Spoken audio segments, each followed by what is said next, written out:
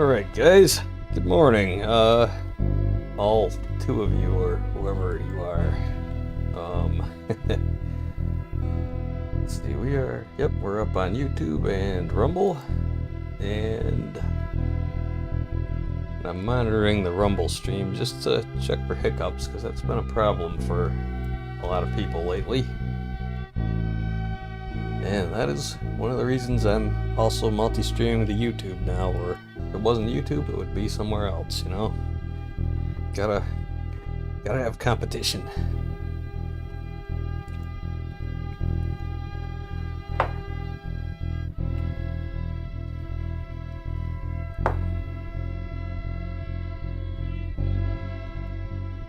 Yeah, so let's see.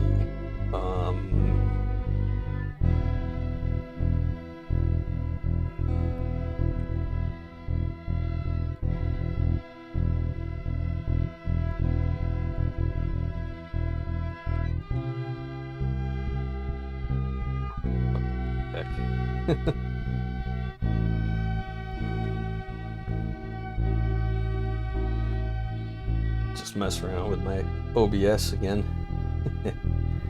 Oh, let's turn on that plugin for a second. We'll update our overlays. Let's see, last follower was neurodivergent1.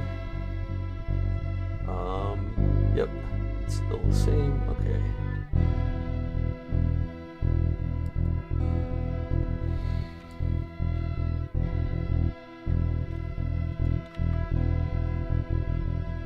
Oh, let me turn off the music.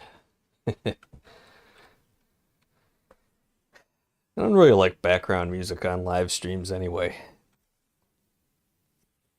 I mean, sometimes it's cool, but it's, you know, it's so low you can't really hear it usually, and if it's background music, you know, and a lot of people like stuff that I don't really care for, you know.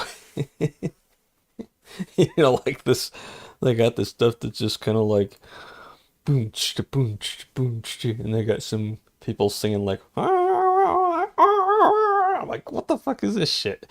To each their own, but you know,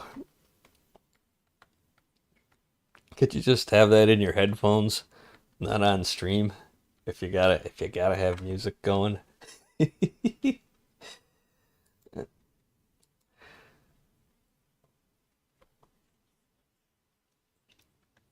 Or, you know, if you're playing a game, just play the game's sound.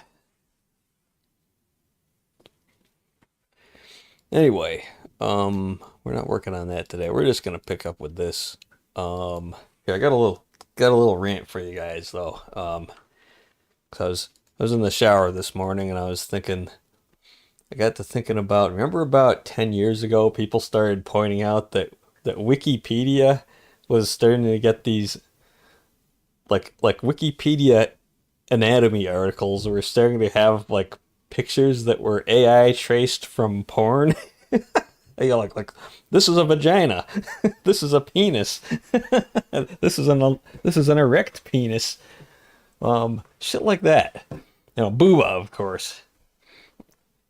And you know, it was using those, not really AI, but auto tracing. But you know, but that's what brings me to today, because you know we have AI now, which is basically just recycling art and photos and writing that it's trained on. It's the same thing. And like 10 years ago, you know, when Wikipedia was doing that, I also knew some game developers, you know, like little indie game developers who were trying out this idea like, let's use these tracing programs to like, you know, generate basically to evade copyright. Like, we're just gonna find cool photos on the web and run them through these programs and make this like shitty vector graphics art tracings of this stuff. And that didn't go very far because it looks like shit and nobody wants it. And this, you know, the new AI is just, it's better, but it's the same idea, right? It's not really art. It's copyright evasion. That's all it is. And it's like, what's the point what's the point of creating stuff that's already out there, like just to make a few bucks off of it? If everybody does that, nobody makes any money, and everything goes to shit. So why even do it? Like nobody benefits.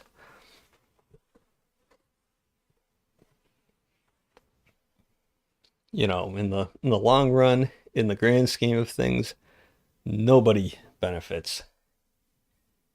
And so like it's not good art.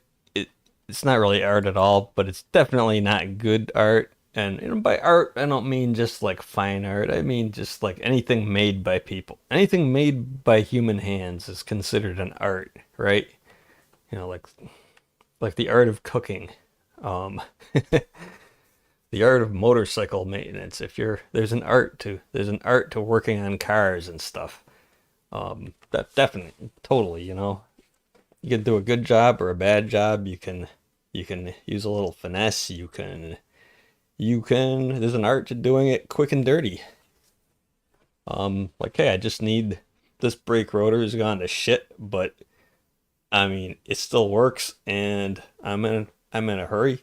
Let's just get this thing on the road. And you just, brush it off a little, polish it up, clean it, put it back on. Done. Hey, good morning, Dita. How's it going? On the Rumble side, as you can actually see in the chat over here.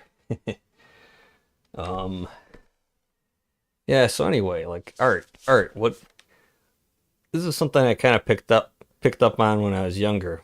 Like what makes art good? It like in college, I went to college for a couple of years and everybody has to take electives and like if you're in science or engineering or math or computer stuff, you got to take art electives and writing electives and some diversity bullshit.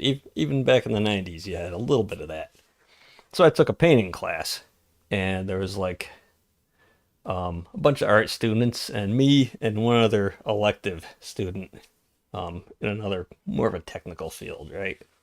And I was pretty good at it, better than a lot of the art students. And um, but this other girl was really good. Like she was not an art student. I don't know if she'd taken some art before or had a hobby interest in it. Probably a little bit. But, she was not gonna go to work as an artist. Um, but she just started like she'd like sketch these paintings out and she'd just go to work painting and in a couple hours she's got like this beautiful painting all done. And they had like a student art exhibition and some professors or somebody bought these paintings for like real money, like $100 or so. Probably 200 these days. Not fucking bad for a few hours work, right?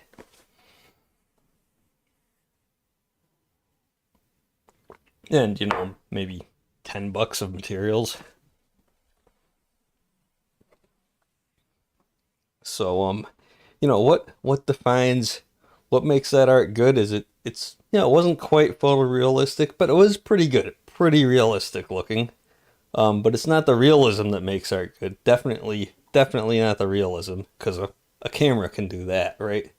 Photo is not. I mean, there's an art to taking the picture. Um, there's an art to making it, but the realism is not the art of it. And the thing about like a good painting, what makes it good, it's not the realism, it's not the effort, it's the lack of effort. It's the bang for the buck. Like you do this low effort painting that looks fucking beautiful. That's good art. Um, if you take 5 years to make one really realistic and good looking painting, you're a terrible artist. You know, how much money are you making on art? Like about 1 cent an hour.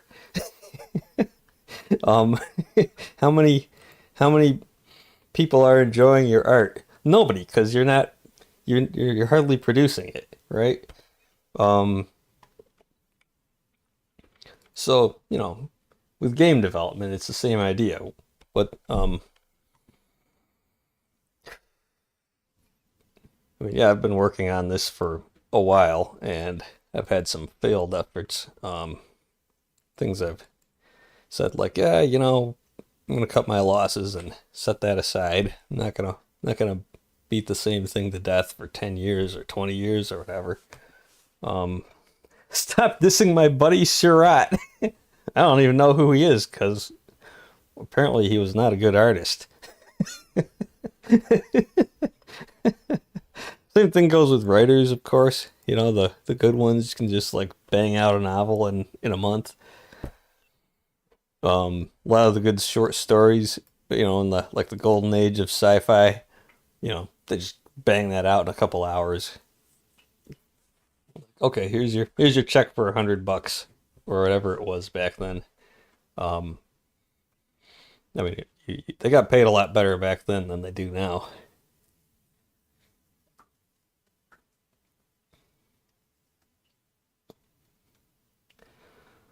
But yeah, a lot of times the like low effort pulp fiction type stuff was better than a lot of the high effort stuff.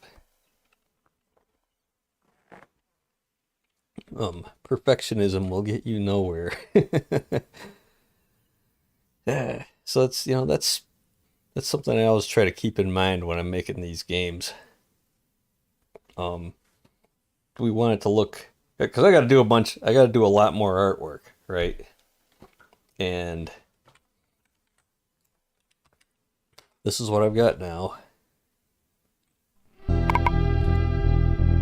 And it could use a little bit more work.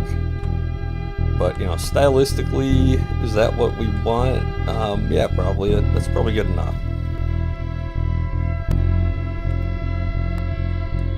We need to have more other crap in the scene. We need some better textures, but basically what we're going for is it's like impressionism in art. We're not going for total realism. We're just going for the impression of a living world or whatever the fuck you want to call it.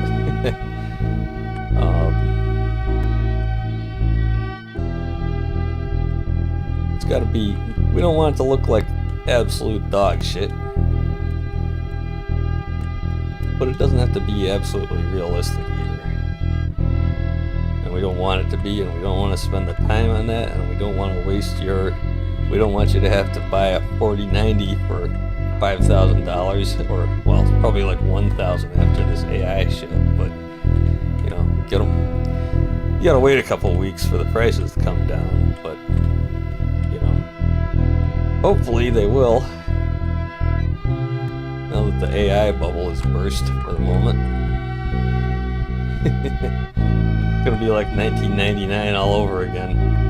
Not the end of the world. Don't panic. You've seen his work. Sunday Afternoon on La Grande Jatte was featured in Ferris Bueller's Day Off. It took him 2 years to make that painting, all with 1mm dots. Alright, so here's my art. Some of it. Here's some more of my art, and here's some more of my non-nude art. And there's some of my. This is art, guys. This is like zero thickness texture fence. That's art. that's super low effort. And does it have the desired impression? Hell yeah. So let's have a look at this let's see. La Grande Jatte. Hopefully this nonsense will make graphics card prices go down. Yeah. Let's see. We gotta bring up the Wikipedia. Oh,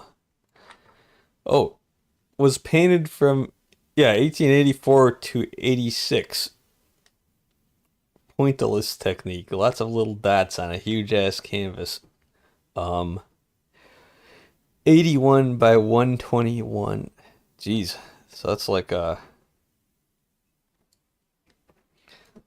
that's like the that's like the square footage of a small bedroom.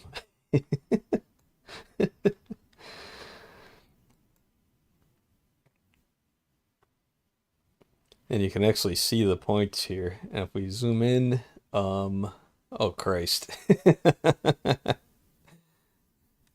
You can tell how slow my internet is by this.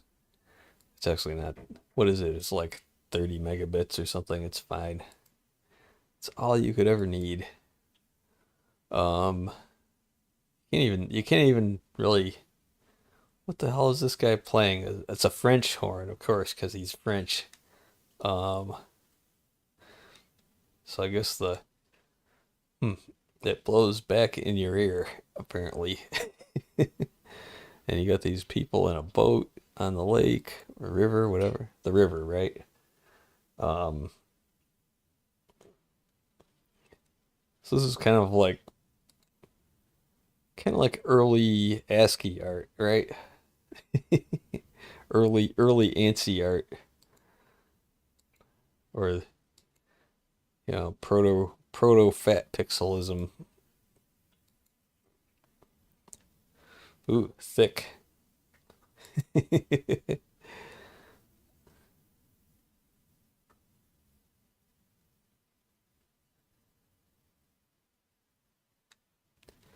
But yeah, would I call this good art? No, here's my hot take on this. It's not that great. It looks kind of like, I don't know, it looks kind of like proto CalArts style in a way, if you catch my drift.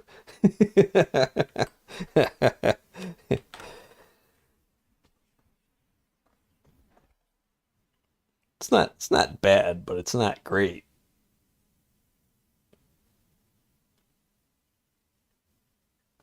It's like, why would I make a video game that looks like that? Like one of those low pixel RPGs with fat pixel, whatever, that just looks like shit for no reason when you could just do it in like high res 3D and it would look a lot better.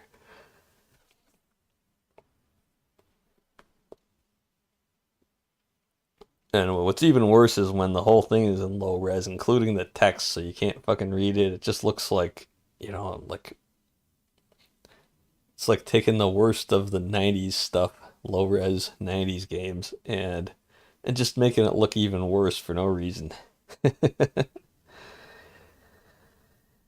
Fucking hipsters.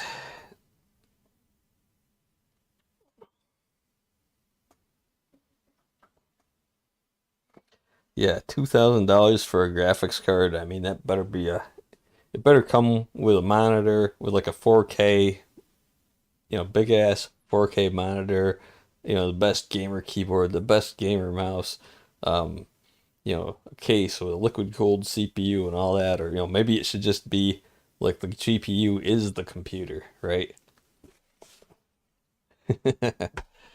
Like that's sort of where I see PCs going. Like you want to have a gaming PC that's basically just a GPU and a power supply, and then it's got like a little Raspberry Pi or an Arduino attached to it that like controls it. You have the little controller displaying on its own little screen, and you can go and you open up Steam or whatever on there. You can do whatever you want over there, and it's multitasked and everything. You can do your chats and your emails and your discords and stuff. And then the gaming computer, which is just this big ass GPU, um, has no operating system on it or anything. The game just takes over the whole computer. No nonsense.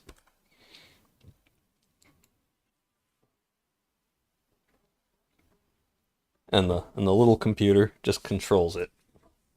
Yeah, and the gaming computer has like no ROM or RAM or anything. It just has a tiny little bootloader to, just the minimum amount of code to connect to the little computer and say, "Hey, send me some code."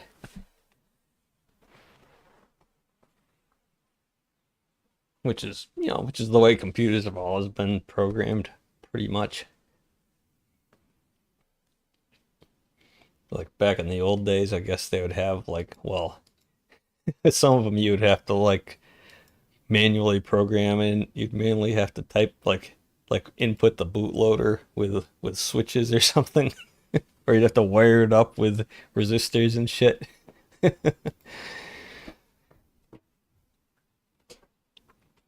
You know, like literally hand wired RAM.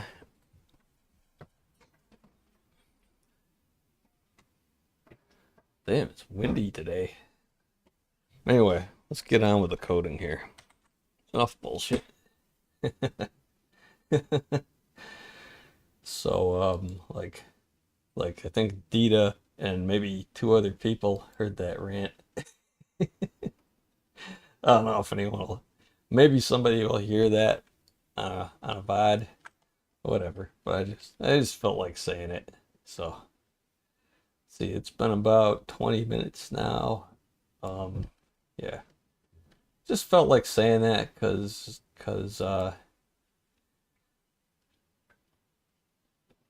letting you and myself know where I'm going with this.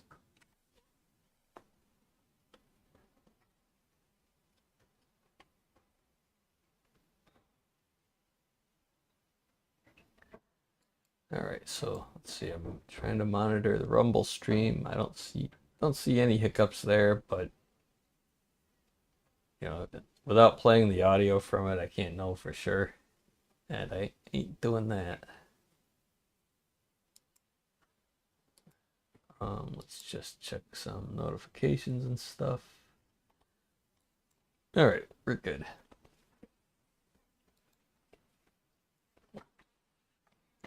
All right, so on with dialogue editing. I think I pretty much left off at the end of the stream yesterday. Did I do anything else? Maybe a little bit. But we got to do all this stuff. We gotta finish hooking up some stuff in Lua. So let's see. Yeah, so I think I put the text in there after the stream. Let me just check. So let's see. Dialogue. God mode. Edit. That. Yep. And we don't have line wrapping, so it just goes off the end, but that's fine for now. And we can, yeah, click to edit it.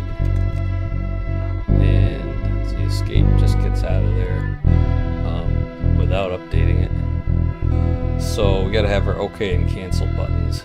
Yeah. Accept, cancel, and accept.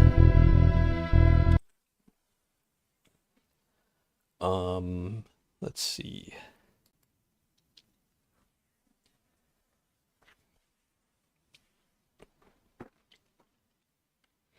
And yeah, I think well, let's see. We gotta do let's just copy one of these things. We're gonna say button X, Y. Let's see, the X is, we gotta change the X. Width, we got the width and button height, and it's gonna say, we don't need all that. It's gonna say cancel.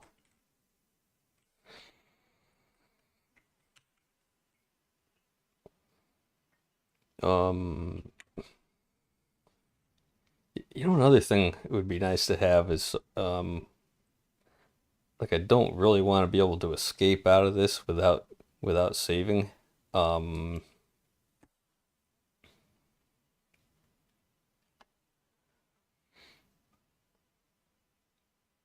That's gonna take some work.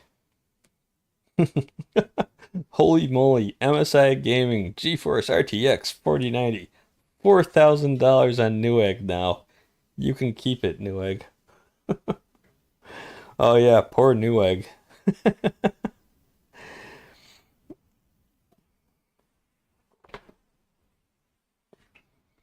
Yeah, they're gonna be hurting.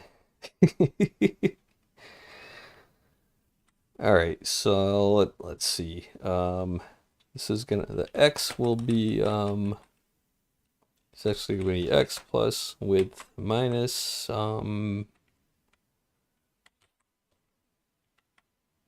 BH times, let's just throw in some numbers like 10. Then we'll worry about the details. Except, let's see. Oh, and the width of these buttons is going to have to be like, no, not that. It's going to be like BH times 3.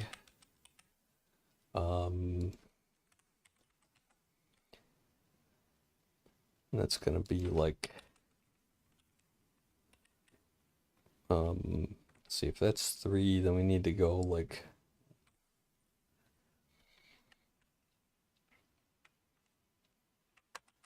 minus margin, minus,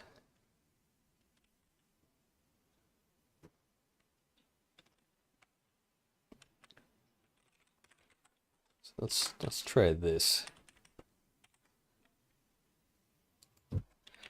Margin plus that.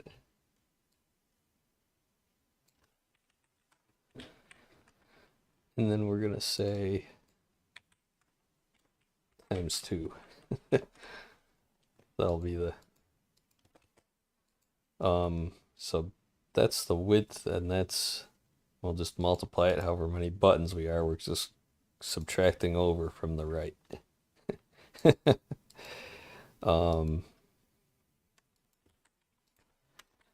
And for this, I think we can just say UI close modal. And that one, we gotta write our changes back. All right, let's try it.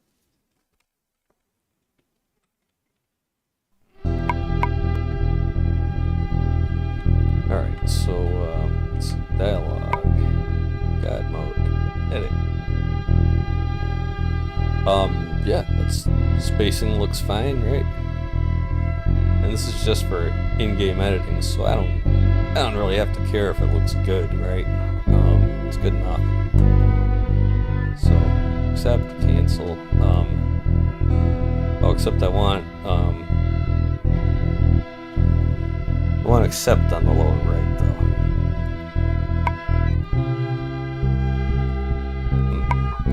It's kind of annoying how it jumps to the center of, but yeah, whatever. Whoops. Oh yeah, that's right. You can't edit the auto-generated prompts. We'll have to fix that somehow. And that would be over here. But let's see. First of all, let's see. That one's gonna be times 2, and that one's not. And we're gonna just switch them, or yeah, we're gonna have them in that order. Okay, and okay, that's good. And oh, what about something for God mode there? Where's that edit button? Right there. That's where's the button with X, Y, width and height. So let's just make that a little bigger. All right.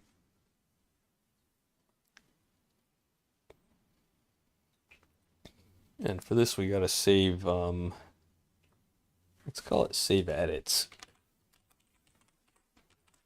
Then we can just go over here to this, and where's save NPCs? There. So we're going to call it save edits, and we're also going to do the other thing, wherever that is.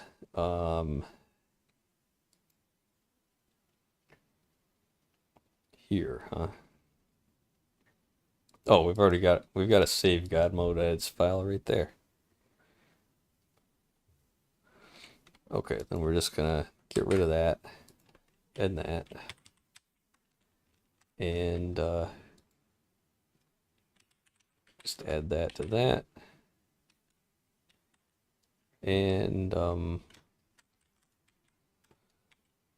where is save God mode? Edits. Oh, we've got a function for that too.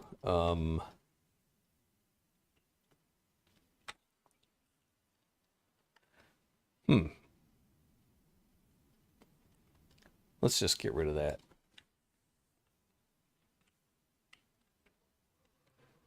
Should we get rid of that? Yeah, I think so. And we're gonna get that out of here also. Where's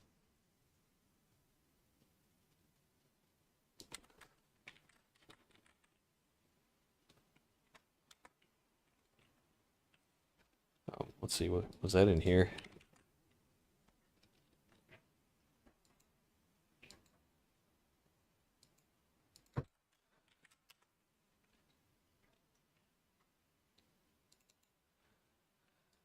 What's this?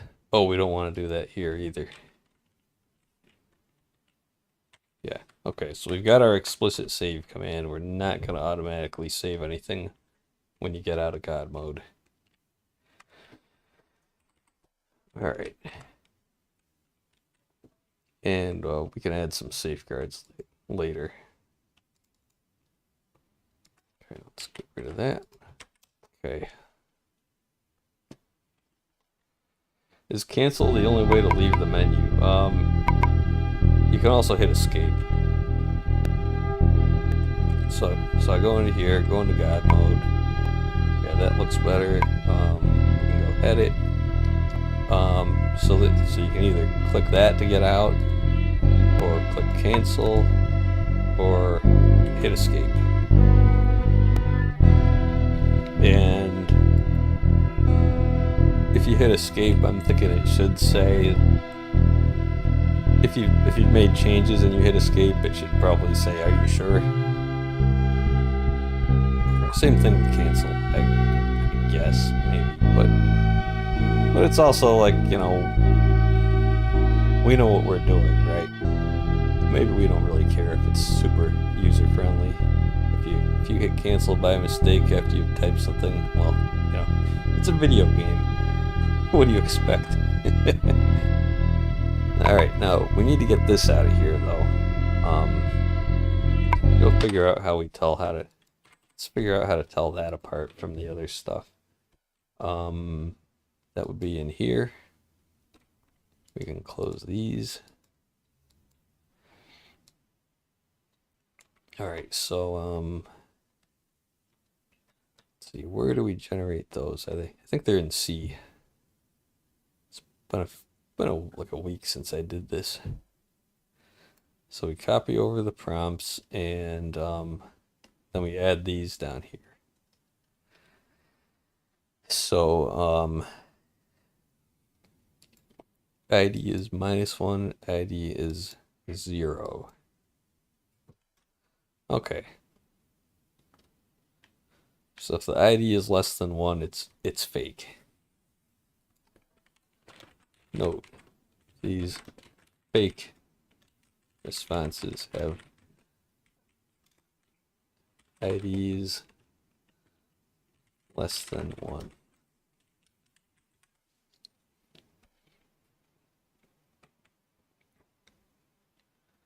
All right, then down here where we do the edit buttons, so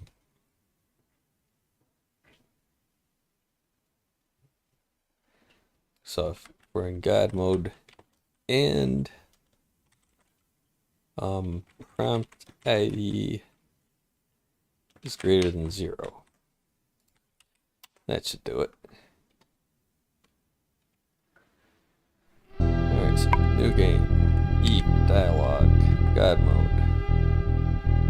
Okay, and edit goodbye, so we can just navigate down through these things.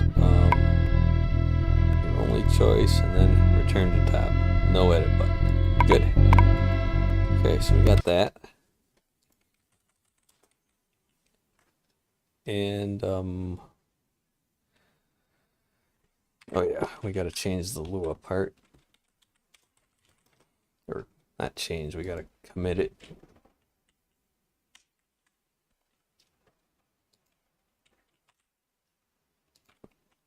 Minor change, not even worth commenting on.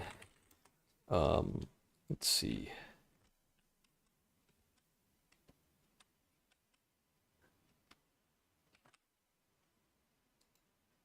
And what did I do here?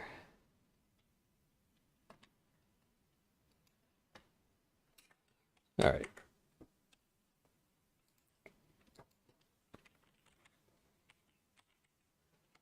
Let's see.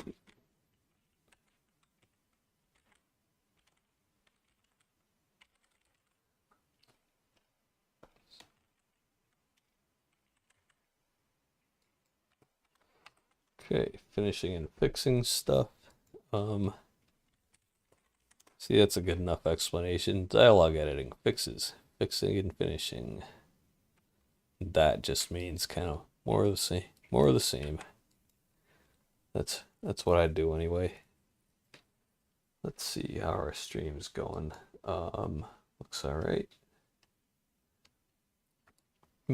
Nobody's watching on YouTube. Guess that means Rumble's working better. We got 3 or 4 viewers. All right, cool.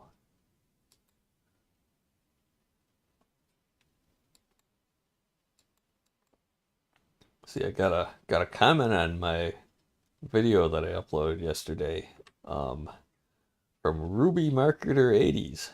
Of course it was spam.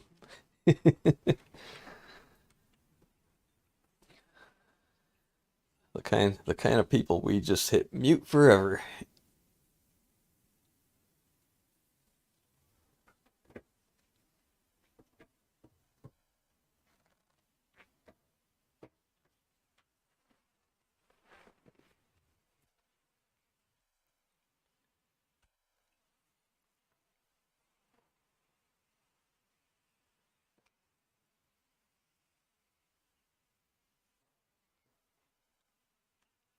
Let's see.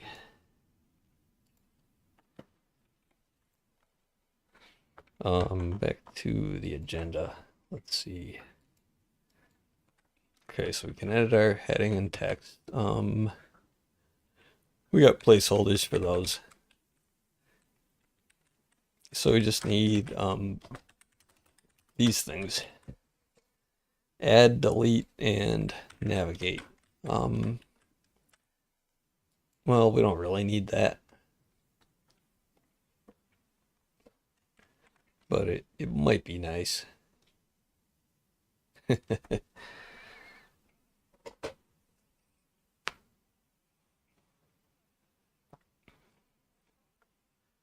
so what I had in Godot was like, well, let's see. Let me just run it.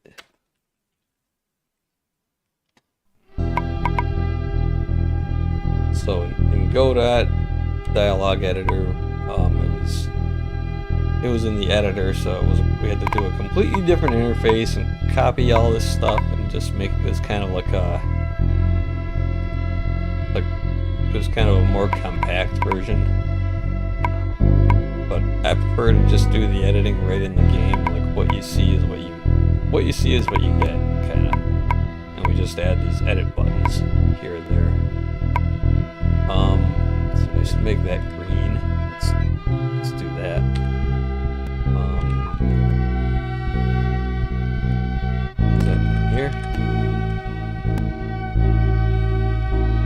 Alright, so yeah, there.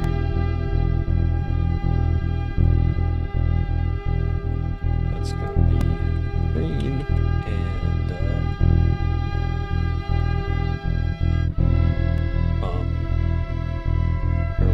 here we go. Yeah.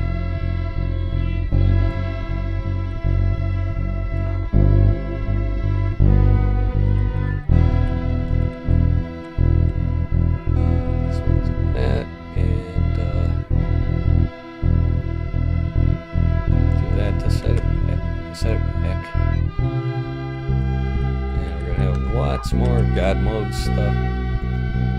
We gotta, let's see. What else are we gonna do? To move to God mode.c.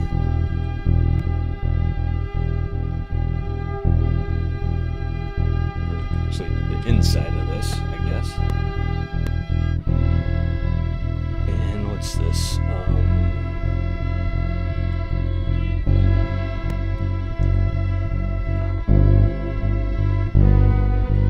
On-screen, text, etc. If no moles open. Okay.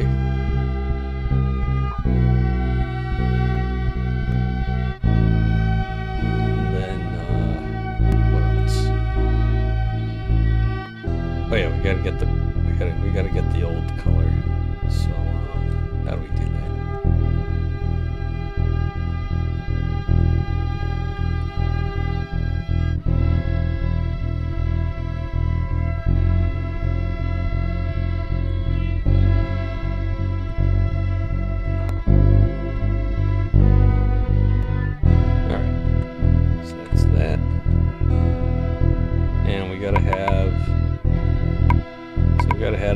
We gotta add another button to add a response down here, and in the Godot version, I had buttons over here to navigate, like top and go to top and go up to the parent level. So maybe we can do that.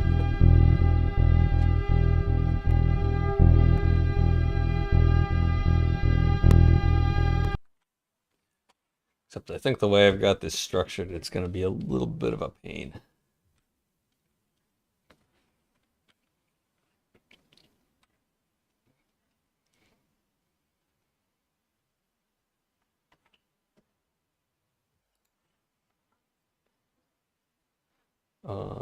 Anyway.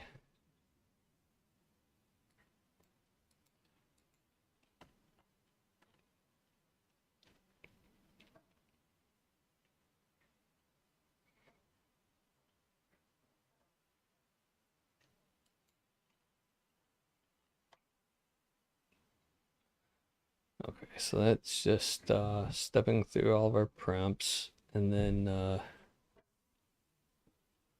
we've got count. So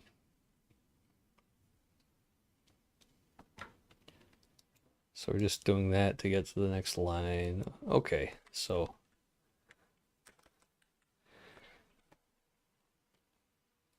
now we can just do if God mode. Don't need that.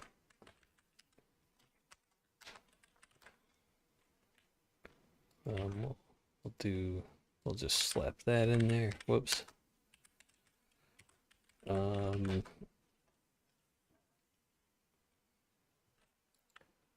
then we're just gonna put a button in over here, kind of. Let's see.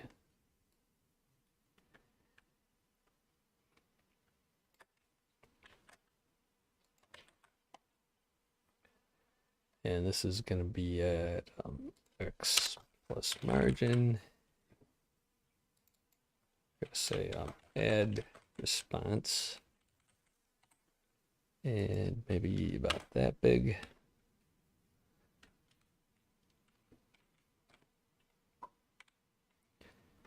And then we just got to call a script function.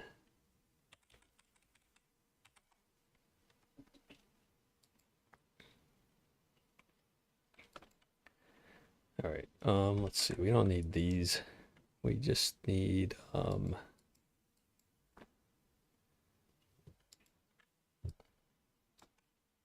something like that.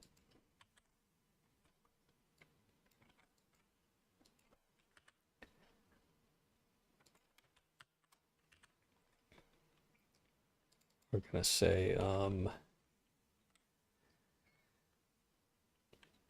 actually let's start doing prefixes like this, like add response, and it's gonna take those two parameters, except it's going to take this is the parent one.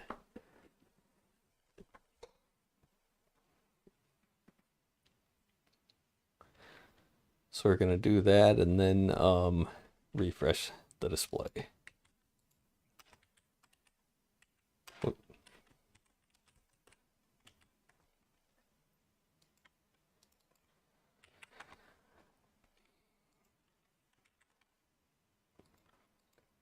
So we just go over here and where's our dialogue shit?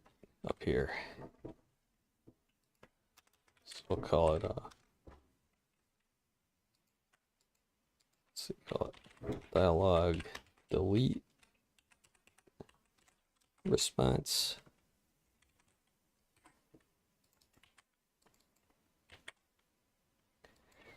And then we'll just copy that down here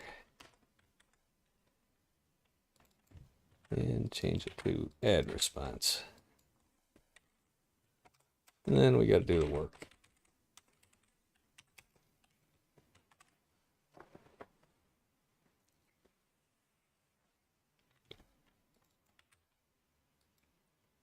And where's delete? I was just looking at it, right? Oh, it's over here. Just change the name of that. All right.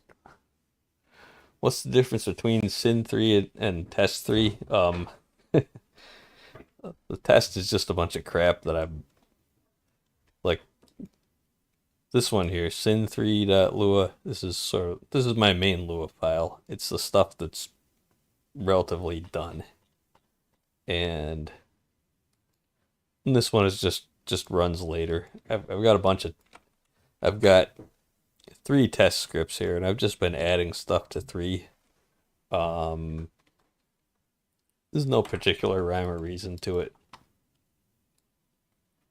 Just that this is more like up here at the top of this file, there's a bunch of junk. I have to figure out how I want to do this. Like we could do sort of an object-oriented interface, like to the NPCs, or we could just make it kind of match the C interface, where it's more procedural, where you just have to use ID numbers or whatever for everything, instead of objects. So I guess I'm kind of leaning toward the simple procedural way.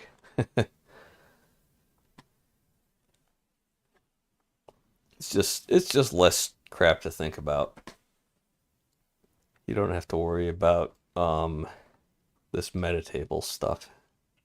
Like just because Lua can do something doesn't mean you should use it, right? If I wanted to switch to JavaScript for some reason, or Python or whatever, if I wanted to make my own script language, I definitely wouldn't want to.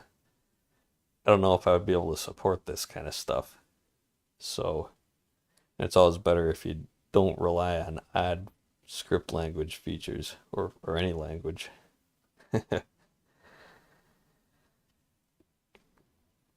I mean, not that I have any intention of porting from Lua to some other language, but maybe on the next engine, if I find something better. But I'll probably every now and then I mess around with that kind of stuff for a few weeks and go, nah, it's not ready, not good enough. I'm sticking with the same old crap.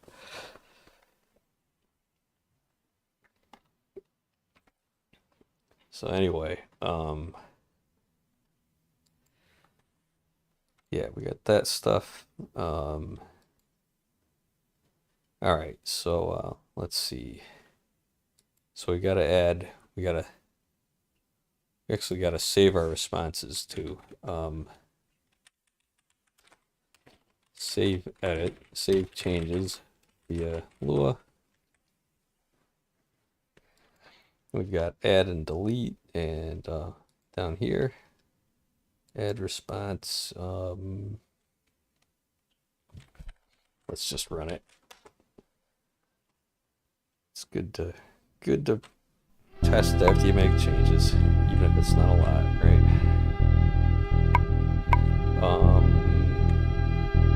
Add response. Did it do anything? Oh yeah, there it is.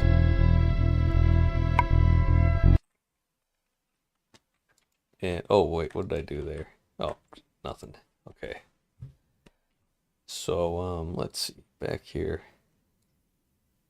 So to add a response to, we're gonna need code to find the parent dialog ID, right?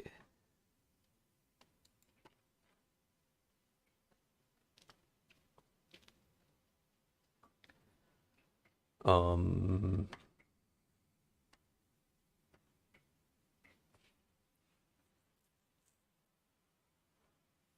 how do we delete stuff in Lua again? How do we delete table keys? I think you just set them to nil. I guess I'll just do that for now. And if it turns out I'm wrong, I'll just fix it later. That's the way we roll around here. You've been spoiled. Your compiler reads C and Lua. The one my compiler reads C only, and then I added Lua to it. My compiler reads C. Lua is coded in C, and I've compiled it into my program. It's that simple. You just, suppose I should have put this in the Lua thing that I did yesterday. But yeah, let's see, lua.org. You just go here, you go to download, you download that, you unzip it, you add it to your game. Like here, I'll show you where it is in my game. It's in my source tree. No, it's actually in my external sources tree right there. This is it. It's got I don't even use its make file. It's just a few, it's like a dozen C files. I just compile them all in one swoop, and or at least that's what I'm gonna do.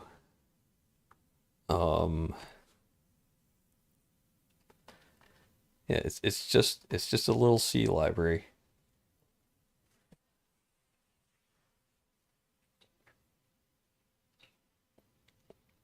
And there are other implementations of it. Like, there's the Java one that Project Zomboid uses. There's Lua JIT, which is faster. I don't know, is that still a thing?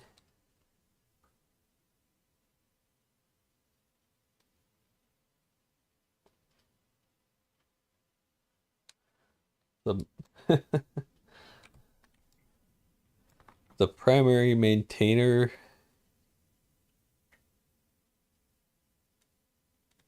does not believe in releases. He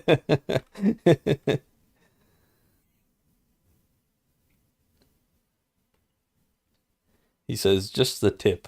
Just use the tip. Use the latest and greatest. So, because basically they're just doing patches for the last 10 years. Last update was, well, who knows? Let's just look at their GitHub.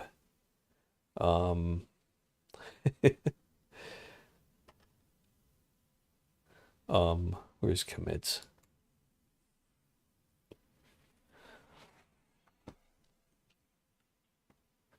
They did something 2 weeks ago. They did something last month. I don't know. So yeah, that's still a thing. Lua JIT. So I guess that's one of the fastest script languages out there is Lua JIT. It's right up there with like JavaScript V8.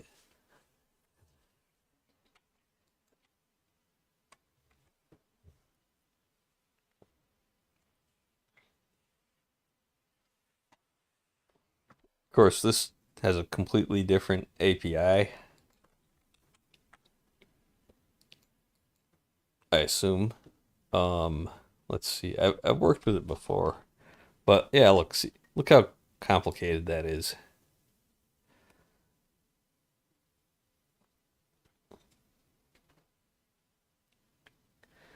It's like I'm like, I don't need that kind of speed. I have C. Yeah, simplicity over speed. Um, it's got its own dynamic assembler and everything.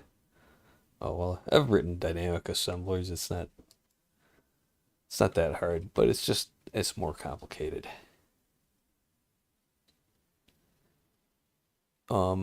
That's just the documentation. Yeah, okay. Well, yeah. I wouldn't even know where to start with this.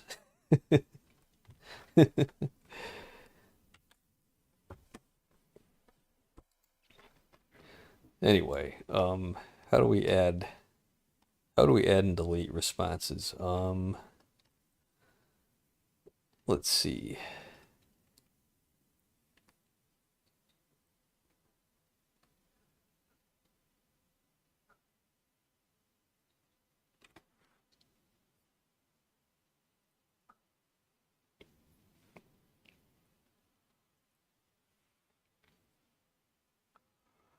Oh yeah. So what C compiler are you using, Dita?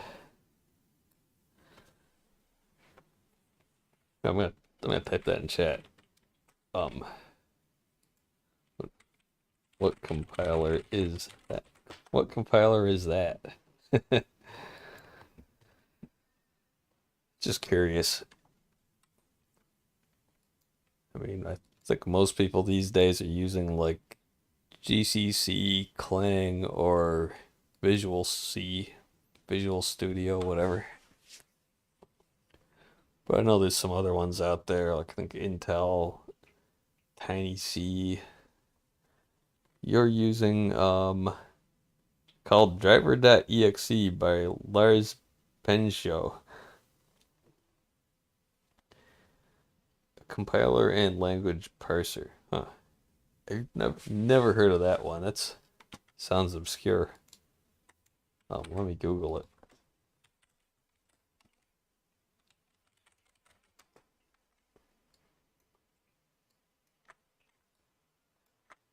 Um, um,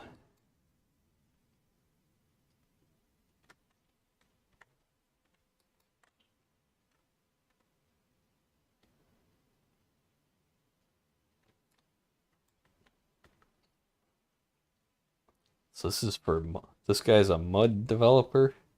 Hmm.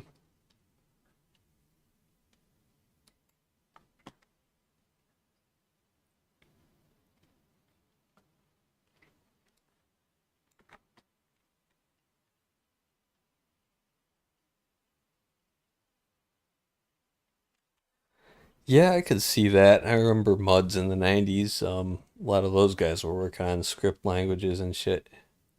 Doesn't surprise me that he made his own C compiler.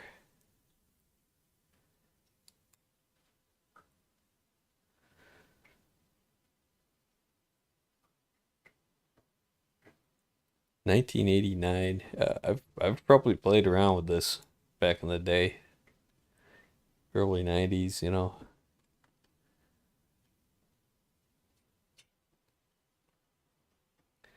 Yeah, what was it? There was like LP Mud, Tiny Mud, Lambda Moo. Um, there's a lot of gay shit in there in that Lambda one. I remember that for sure. I'm like, I'm like, yeah, yeah, Muds.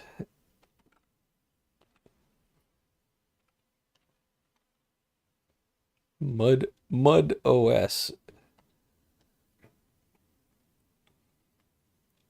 Yeah, like muds were such a cool idea, right? But you also had like there was one called Furry Muck, right? That was the gayest shit ever.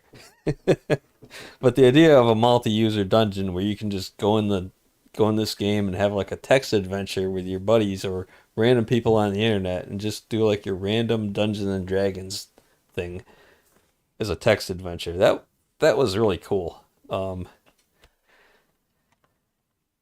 If you could find some people to play with who aren't a bunch of fur fags and shit. Unless of course you're into that. But if you're here, you're probably not.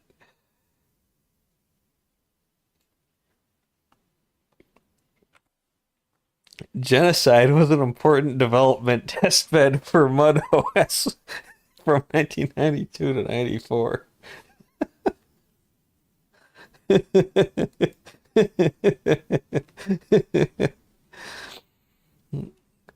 Genocide, the mud, as distinguished from killing billions of people.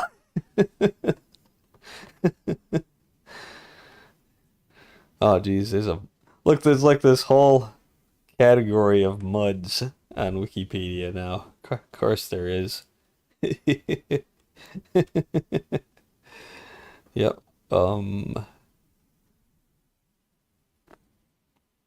I've heard of that one. It was like a big website back in the. Oh yeah, so the university in Sweden. Yeah, that makes sense. Just needed a telnet connection. Yep. Is it still that way, or do they get too much like spam and bullshit? A screenshot from genocide. Oh man, that's tiny. This is how big screens were back then. Actually, that's 2010, but yeah, you know. Hmm.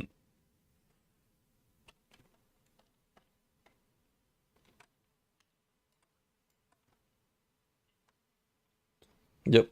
That looks oh, it's even got color. How nice.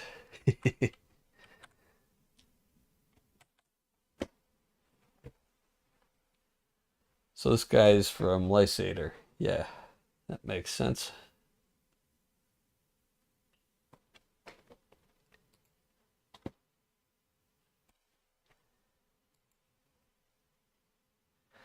Yeah, and talk about low effort low effort artwork for games, you know. With this there's basically none. Just writing and systems. Writing systems and content creation.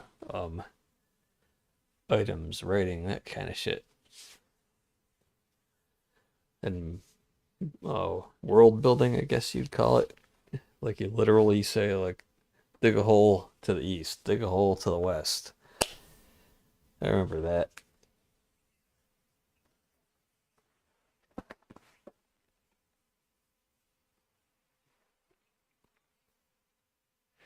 All right, so I got to do the hard work here of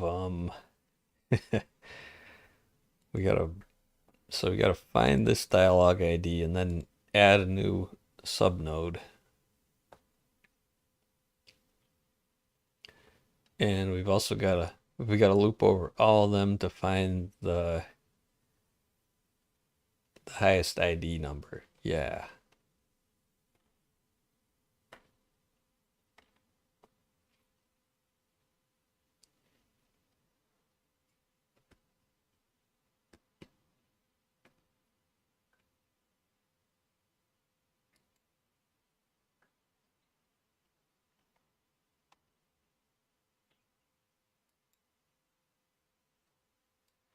But let's see. So this one we just say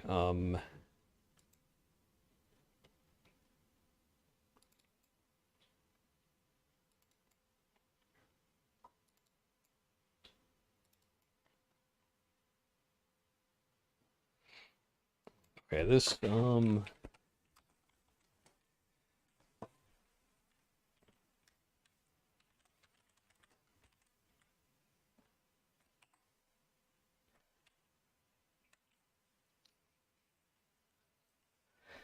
what's the difference here?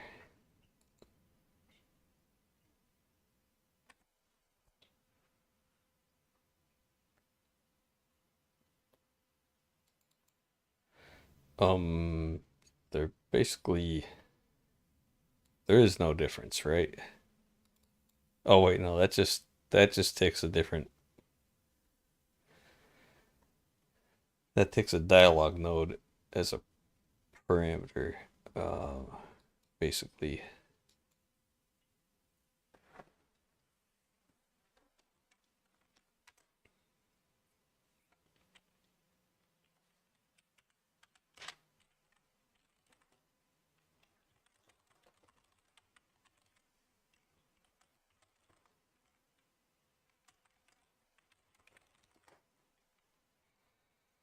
Okay, so we're gonna do this. We're gonna do that to find the parent node, like that. Then we gotta add a child node. So let's see, what do we need? Um, oh, then we gotta also find the next ID number. Um, how do we do that?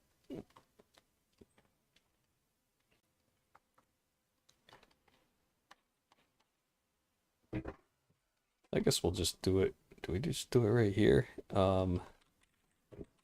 Function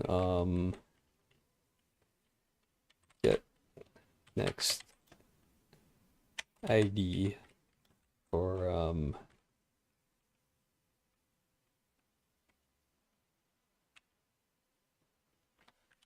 next dialog ID.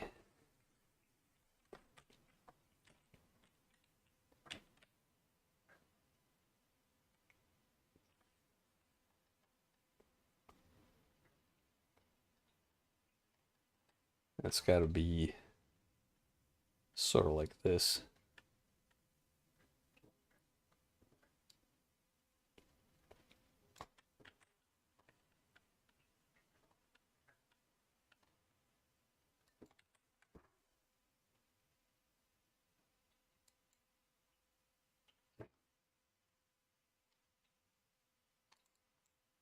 And we don't need that parameter.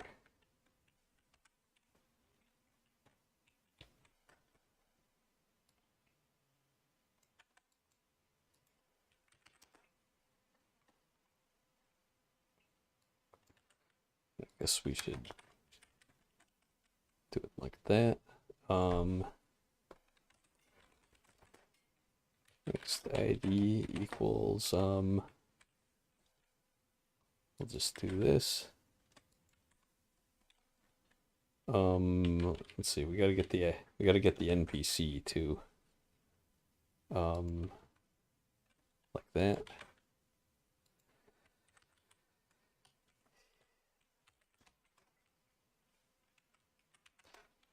And then let's just see what that gives us. Print next ID equals like that.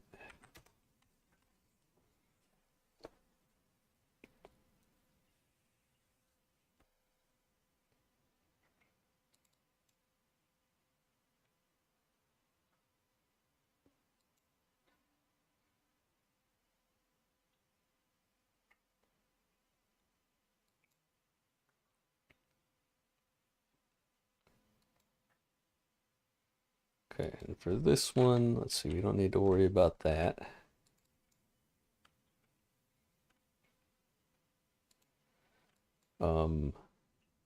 And let's see.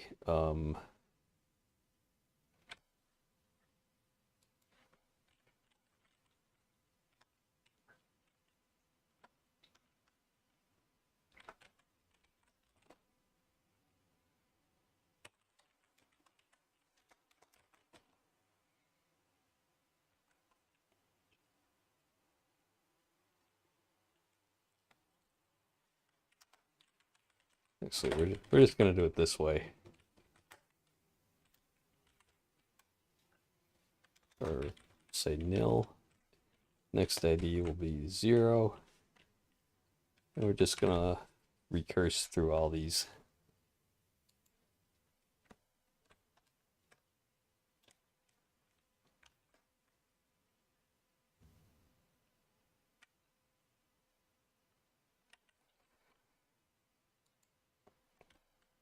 So if the ID is greater than next ID, then next ID equals ID end.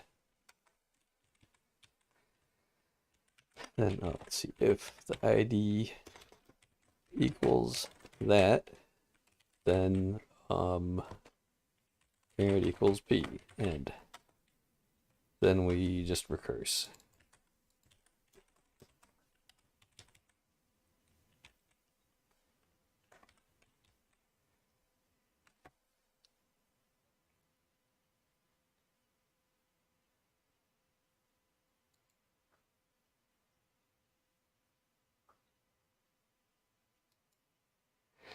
Yeah, I guess that's better than using a bunch of subroutines, eh?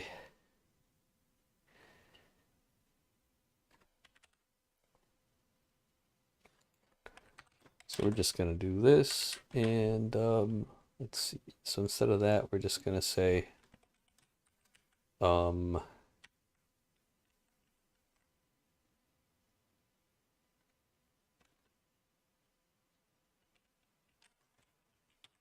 like that, I guess. Oh, we gotta put the parent also. Parent equals parent, and oh wait, that's gonna be a whole block, isn't it? Let's just say parent ID, and like that. And yeah, that'll fail if it doesn't find it.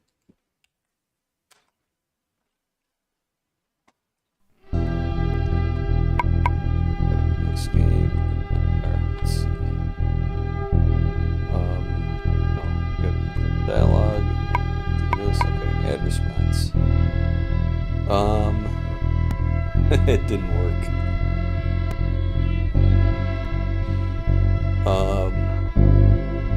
Oh, it says dialogue ID is 0. Oh, great. Whoops. Right, because the top level is 0. So we got to allow for that. So,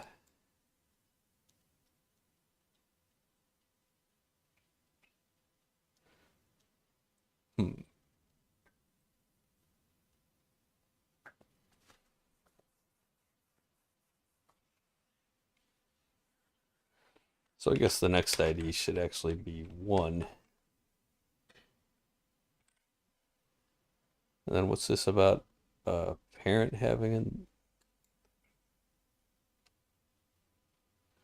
So parent should actually be the NPC. So let's just do that.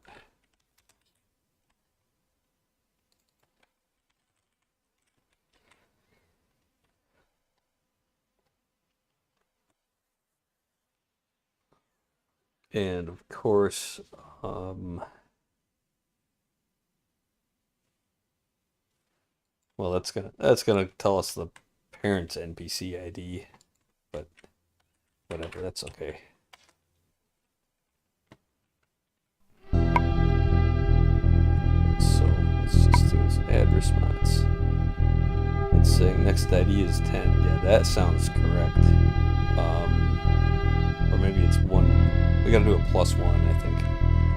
Let's just make sure about that. Yeah, +1.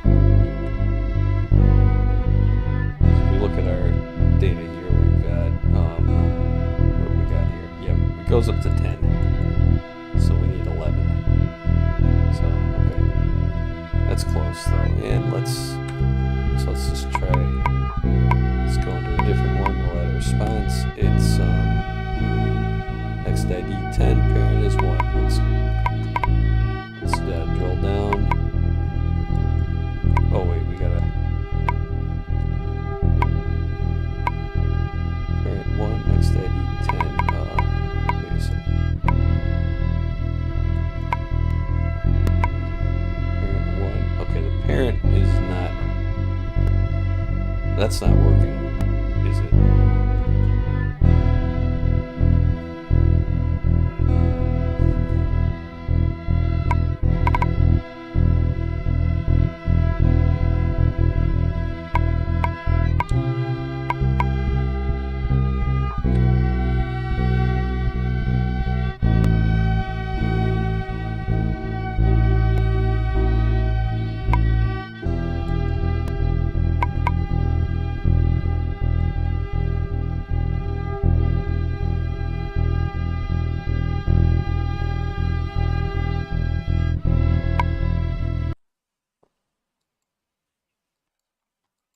So we're doing, let's see, what else are we doing?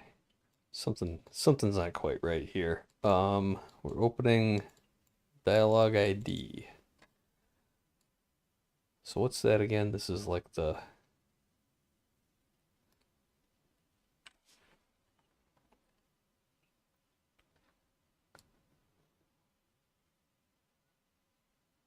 let's see, where's the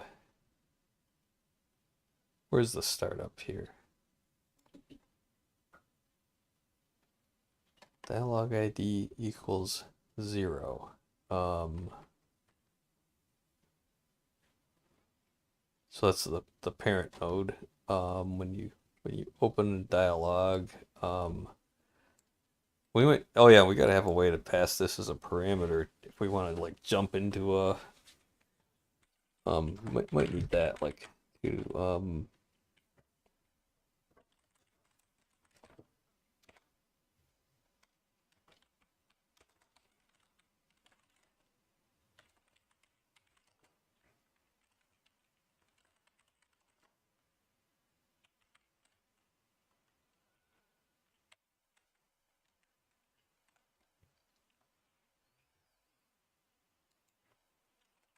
if needed. So it starts out at 0 and then let's see, it's up here.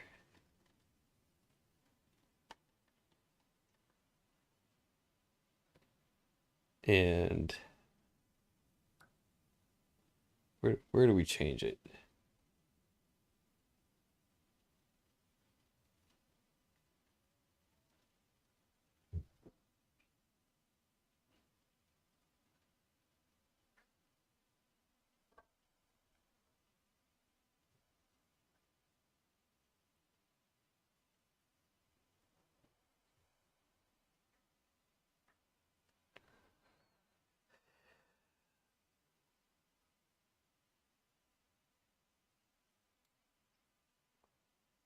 So if you click a response, we pass its prompt ID, which is the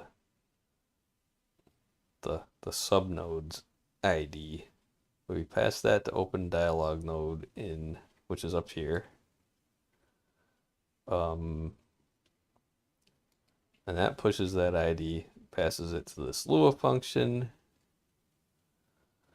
which does all this stuff. And how does dialog ID get updated though? I feel retarded.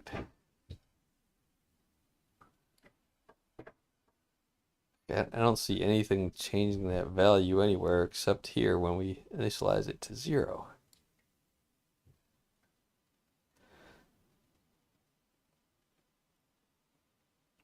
And this function here should be changing it. Dialog ID.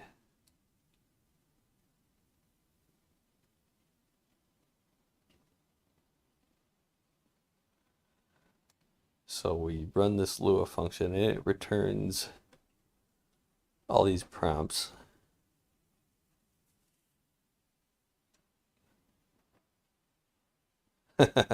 Okay, I get it. Yeah, I see the problem. We're not actually updating. We're never actually updating it.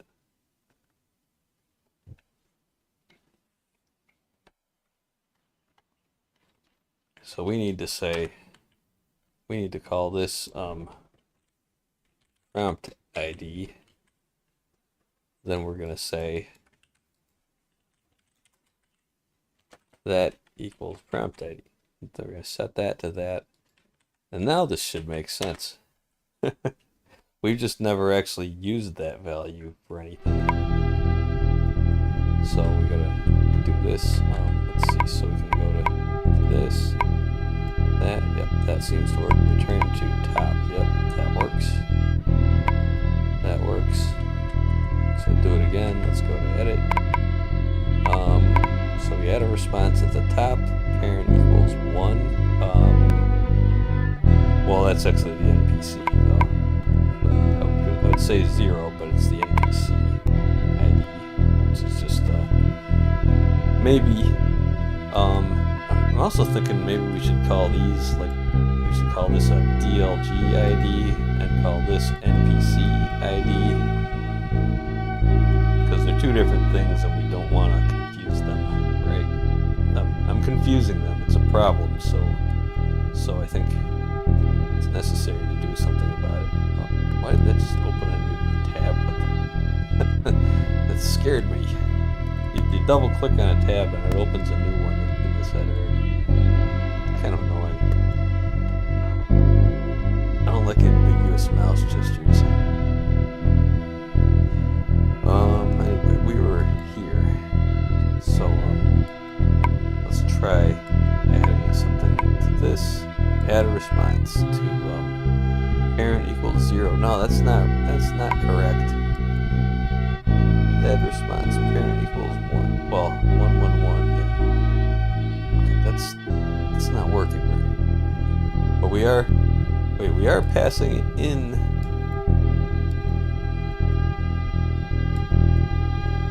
We are passing these in.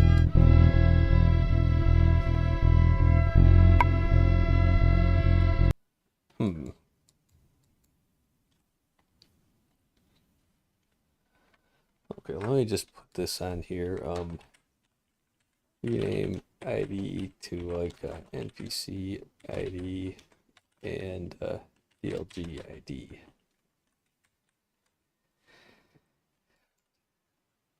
That'll be a whole separate get. I don't want to do that in the middle of this because I'll screw it up. Anyway, so we need to get the right. We need to make sure we get the right parent node.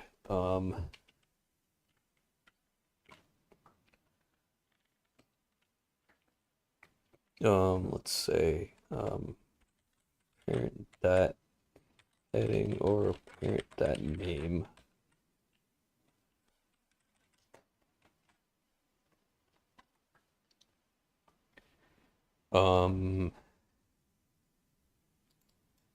NPC ID parent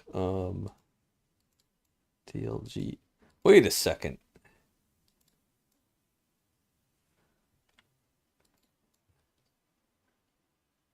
Oh, I want to make sure I spell these things all consistently. Was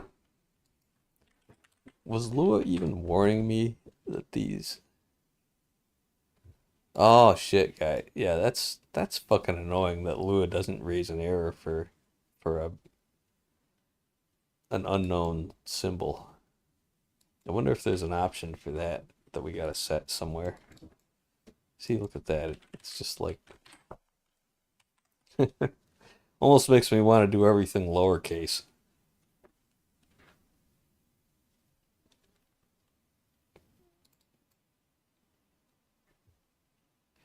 Yeah, that was a fucking dumb mistake.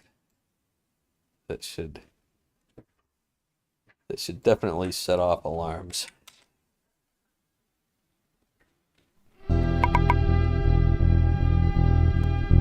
Alright, so add response 1, no name or heading, huh? Oh, right, because name is capitalized, right? If it's an NPC, it's going to have a name which will be capitalized. If it's a dialogue node, it's going to have a heading which is not capitalized.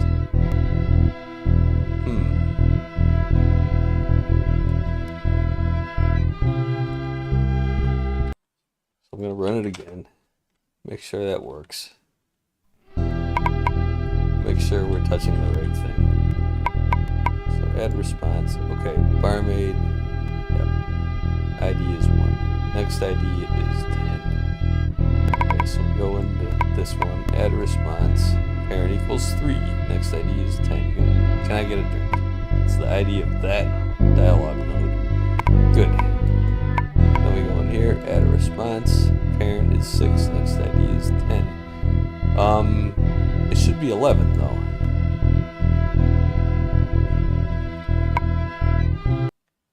Right, because we got to do greater than or equal.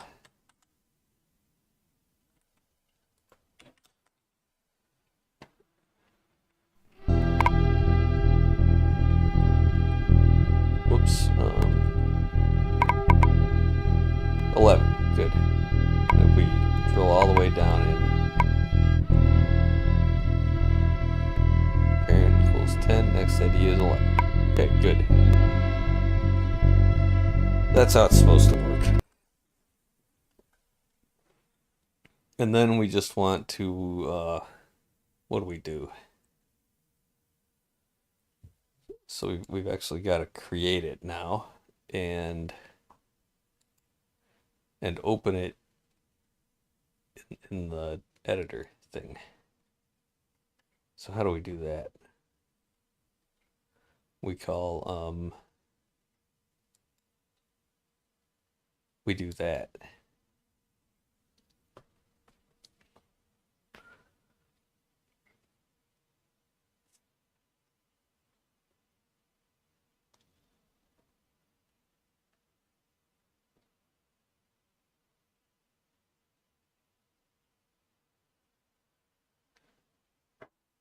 So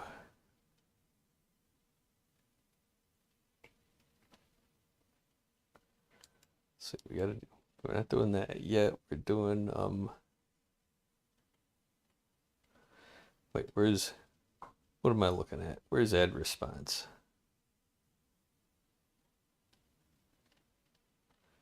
Am I in the, oh, I want to be here. Yeah. I want to be down here. So we got to do, there's add response. Here's edit. So we do, we open that modal with these parameters.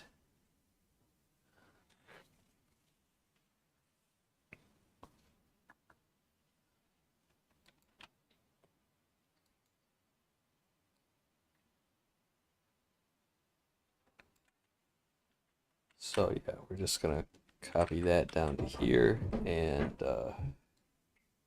bring that up there.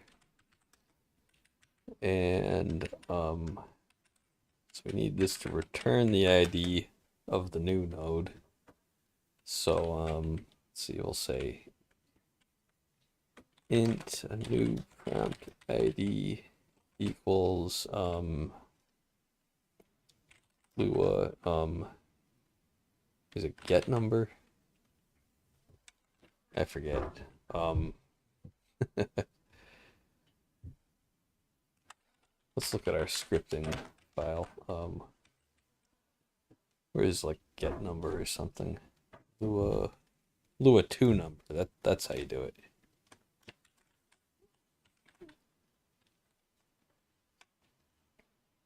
And we want to be over here. And we need in Lua we gotta return next ID. Oh, we've actually got to create something there, I think. So we got to say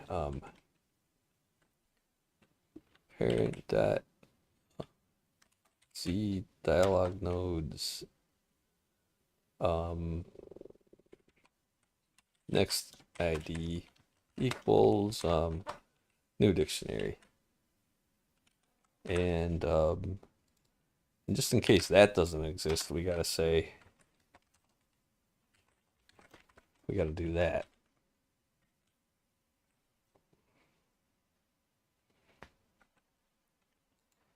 Okay, now this should work.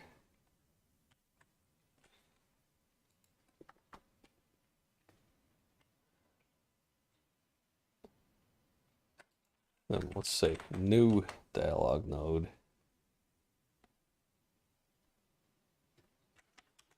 Let's say edit new node. Now no, like that, yeah. Just gonna say that, and we're gonna take that out of there. We just want that. Whoops.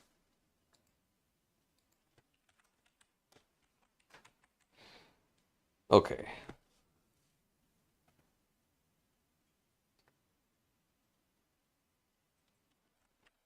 And we don't need to refresh the display. We just need to get the response.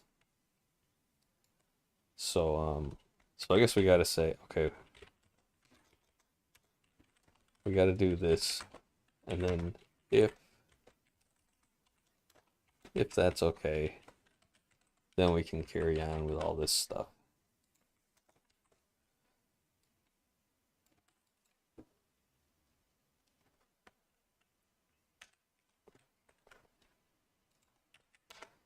All right, does it work? Whoops. Well, that would have been annoying to debug if it was actually a valid variable. That would have confused me if the compiler hadn't been able to catch my mistake. Alright. So let's try it. Add a response. Oof.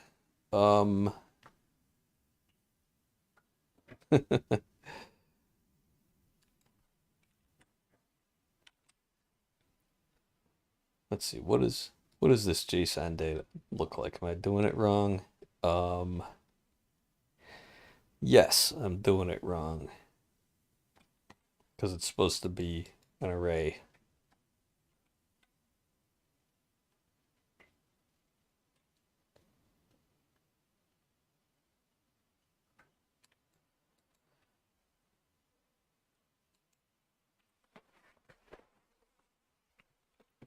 So we've actually got to do, so that's correct, but then we got to do a table.insert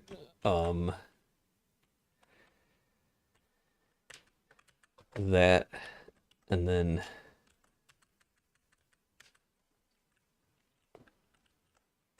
so we're inserting into that table, and we're inserting ID equals next ID. That's it. Hopefully that works. So that's going to return the next ID, and then the pop-up dialog in C is going to run this function, and it's going to just go and scan everything again and find this thing I just added. Or wait, no, not that one. That one. It's going to find this little chunk and return that to C. All right. Did I see an error message or something, or a warning? No, I was just seeing this. Okay.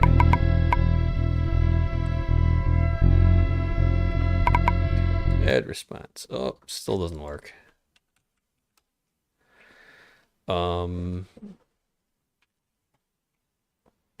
What am I doing wrong?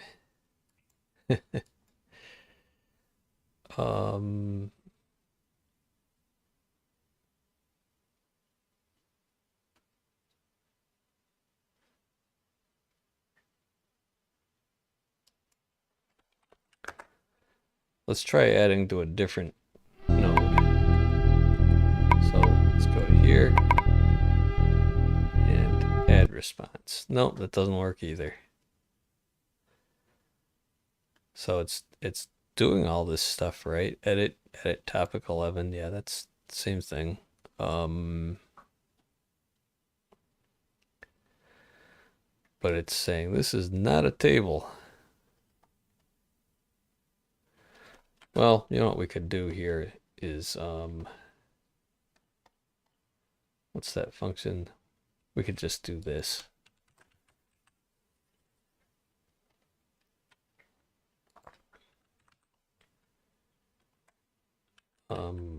Or we could just print it, right? Let's see, that's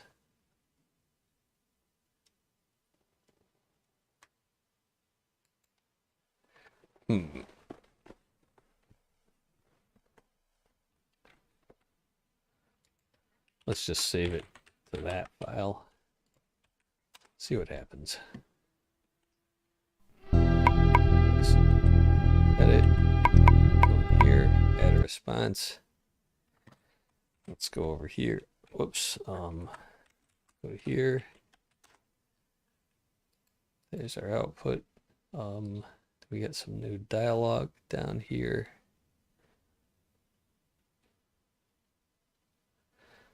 There it is, but it's empty.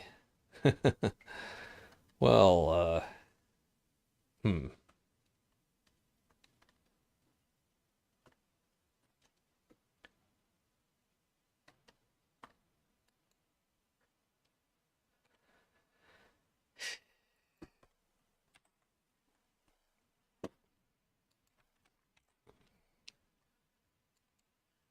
Just open it. Notice I wrote it to a different file so it doesn't fuck anything up. So we've got that, and then we've got, yeah, it added this empty thing there. Well, why is it doing that? Let's just bring this over here. Close that for now. All right, so let's see. Am I using table insert wrong?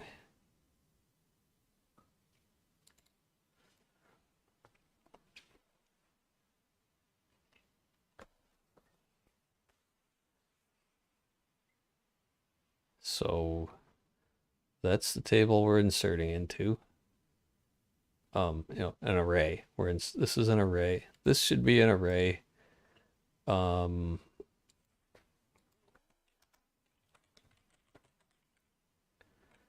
Let's see, type.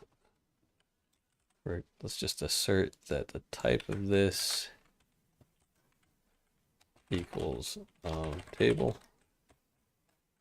I think that's how it is, right? So Lua, type of that is a table. Yeah, that's correct. Am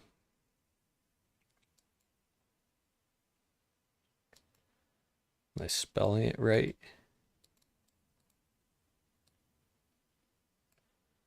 Yeah.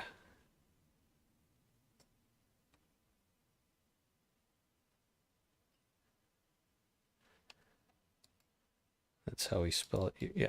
ZDLG nodes. Oh, here. There's the problem. Once again, I had the wrong capitalization. And that's how it fucked me. Okay, so I'm going to comment that out because it's going to work this time. Whoops. We got to go over here. Okay.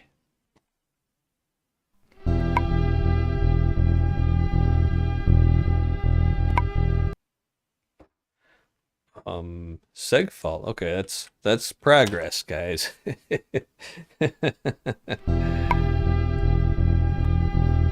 So let's see. Dialog, God mode, go into a topic, add a response. Segmentation fault. Return next ID.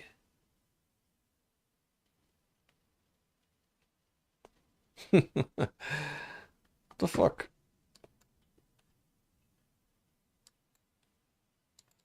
So we're getting our new prompt ID.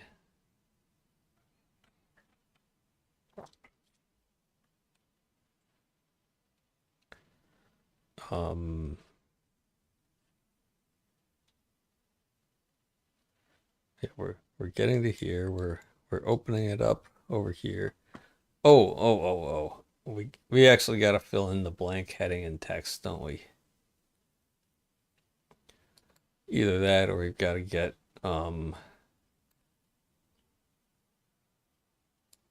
either that or we would have to have this return a blank string if it's not found. Or something. Or what would it do? So I think this is getting a null pointer and it should be returning a blank string. So let's just edit that. I have no idea what to do. Well, yeah, seg fault is when the compiler knows what it's doing, but the runtime code it doesn't.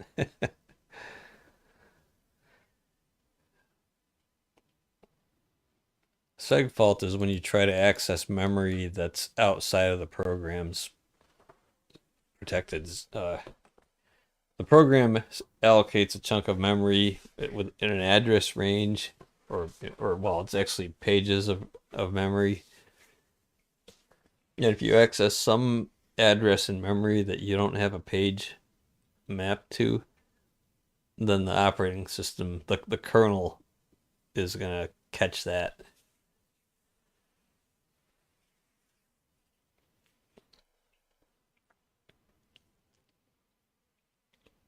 And sometimes it'll be set up to like automatically allocate more memory if you're if you're trying to access a page that you have, like you can do like on-demand memory mapping and stuff, and accessing a file through memory, and it will go and like if you access an address in that memory range, it'll go and like subtract the beginning of that range and go and read that byte from the file. Um, which is pretty cool. Memory mapping, that's called. Um, yeah. So when you have a seg fault, look, you can get it to tell you where the problem is when you get a seg fault. Let me show you. Um, you can use GDB if you want to do it the hard way. Let's see, we got GDB. So I've got this. There's the name of my actual file. So I've got to run it here from. I've got to run it in this folder. That's why I'm over in this other tab. I could add this to the make file also. Actually, why don't I just do that? So I go back here. Maybe it already is in the make file for all I know. See, I've got it probably is, isn't it? Where's my? No, it's not this. It's not this make file. It's this one.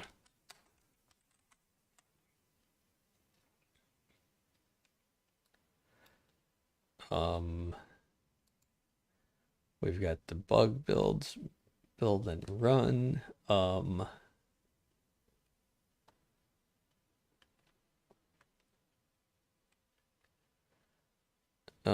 Let's see.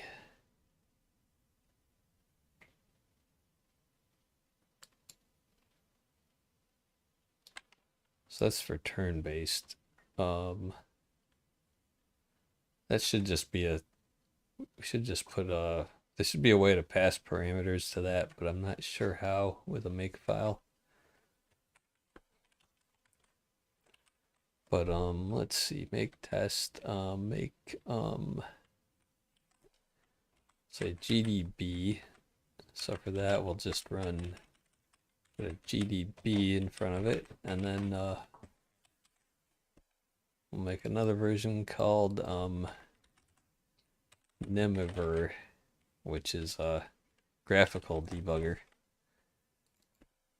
Nemiver. And there's a way to make it start up and run immediately also. Let's figure that out while I'm thinking about it. I know I had it in here somewhere. Here maybe, GDB.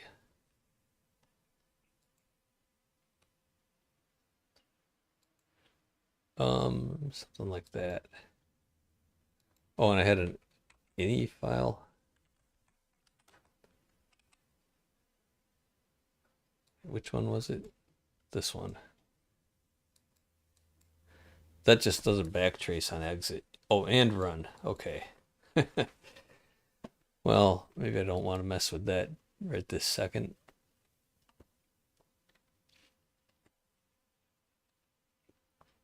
Or, oh, actually, you can do it this way also. Yeah, that's fine. That's a good way to do it.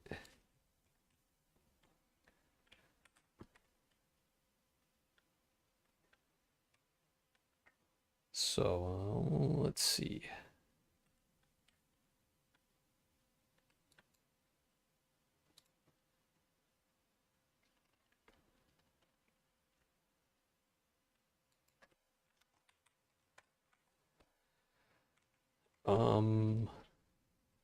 What did we have for the other one?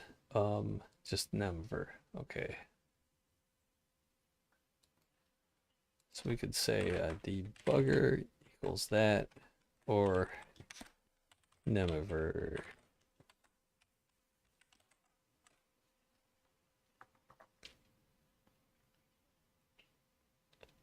I'm gonna say test debug, as opposed, because debug is a debug build as opposed to a release build. It's got confusing, I know.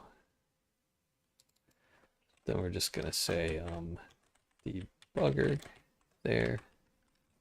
Get rid of that. So we're gonna say make test debug, and what's wrong with that?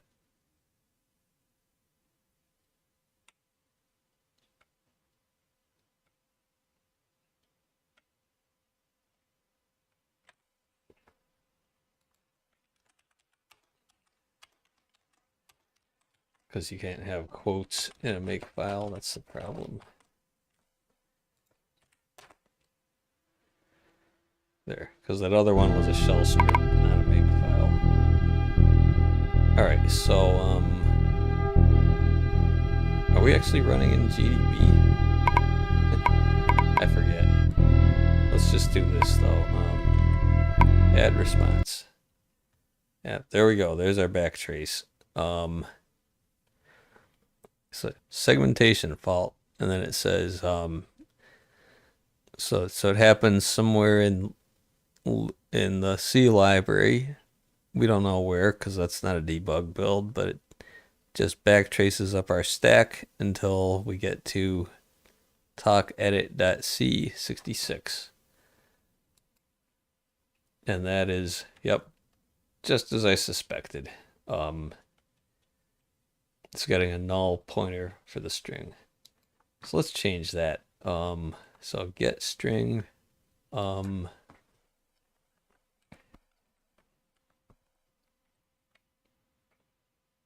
so if that's successful, it returns, let's just return a literal empty string. So this will be just an empty, there'll be a little bit of memory with a 0 in it, just a null byte, and this will return its address if the string is not found. So that should just work. So we're just going to run make test, no debugger, and let's try it.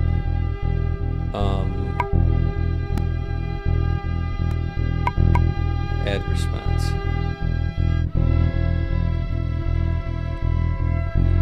Of course, that's not going to do anything yet, but see, it works.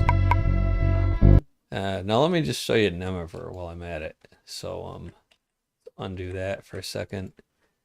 Let's go change our make file. Let's do this. So this is a visual debugger.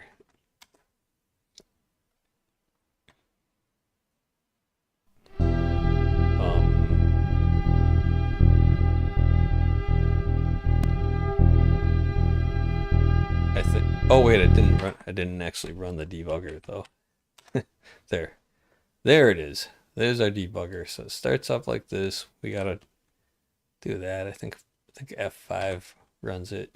Yep. So it's starting up. Here we go. Okay, dialog, guide mode, add response, and it crashes. Received seg fault. And well, that's really useful, isn't it? So what you got to do is we got to see the context there. So Alt F2 will bring that up. Alt 2, yeah. And then that shows you the offending line.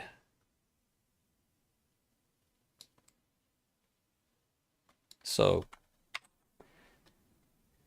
I think you can see why I prefer to use the text one. And we're gonna redo that, and problem solved. Whoops, I didn't mean to use the debugger. Slows things down a little, but not too much. Okay, so we're getting there.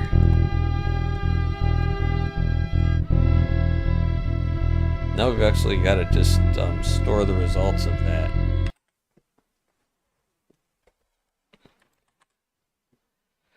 Let's close this junk here.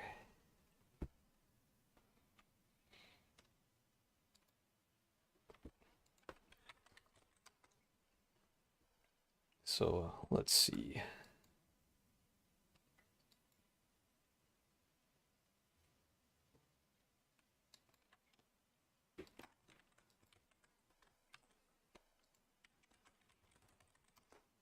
And what have I changed over here? Oh yeah, we got that stuff. And let's see. We're gonna do a git rm npcs out.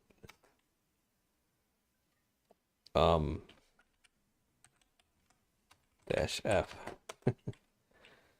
And we're just gonna ignore that. Close that. Okay.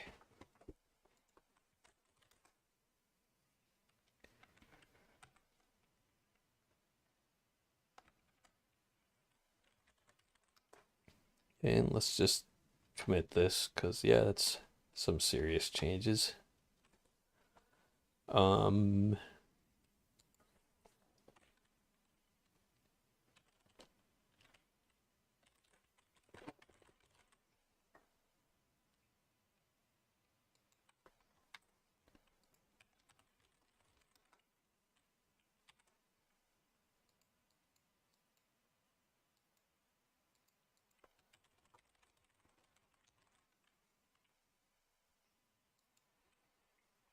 So we got that.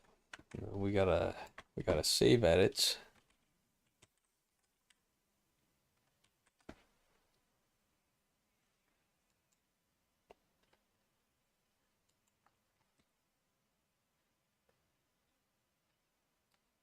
So where do we save edits? Here.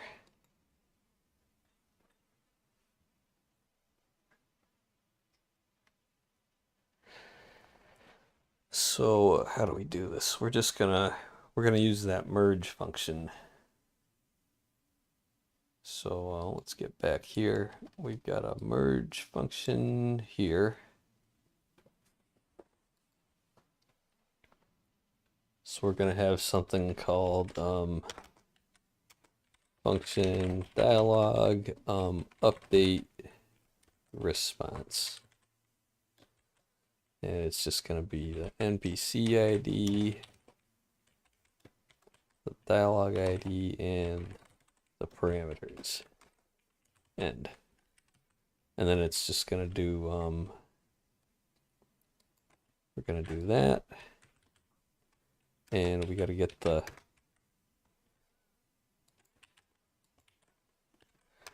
we're not doing that though. We got to do, we'll call it a node. Local node equals, I don't know yet, but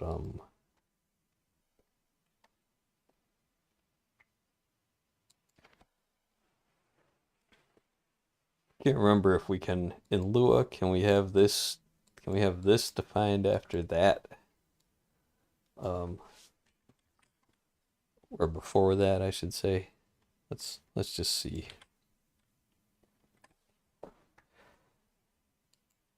And then we've also got to have the code to find the node. And that would just be this, right?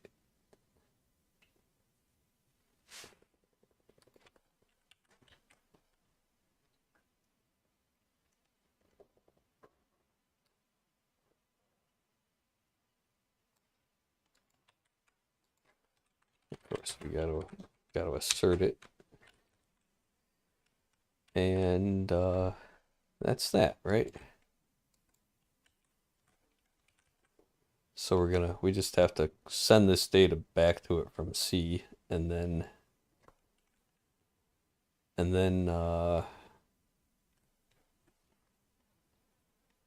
Then we have to update the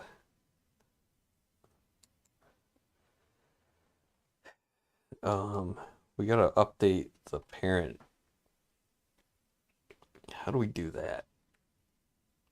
I think we've got to add a hook function.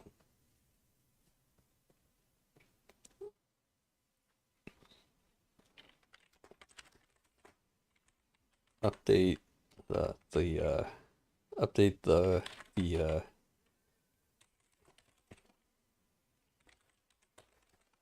just call just make a function for that.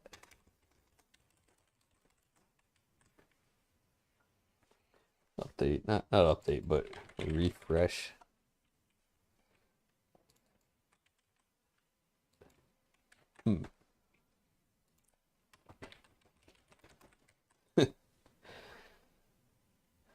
This is kind of retarded.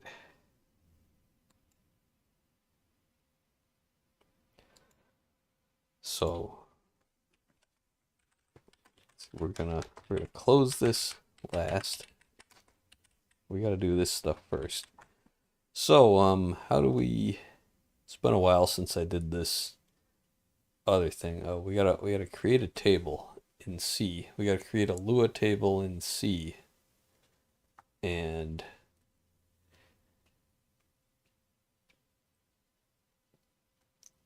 call this function on it. So we've done this before. I think that was in UICC character customization. So on close, yeah, here's how we do it.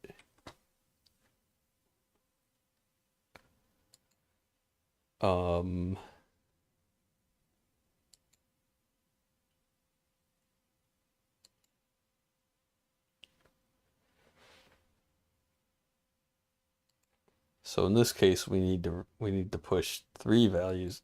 We need to push three arguments on the stack. So this one calls update NPC parameters with 2 arguments on the stack and no returned values. And we can see that over here. Update NPC parameters, that function I just copied. So it takes an NPC ID and some parameters. This time we're calling this function, which takes another parameter, dialog ID. Right there.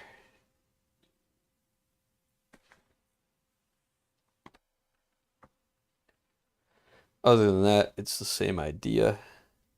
So we're just gonna copy all this.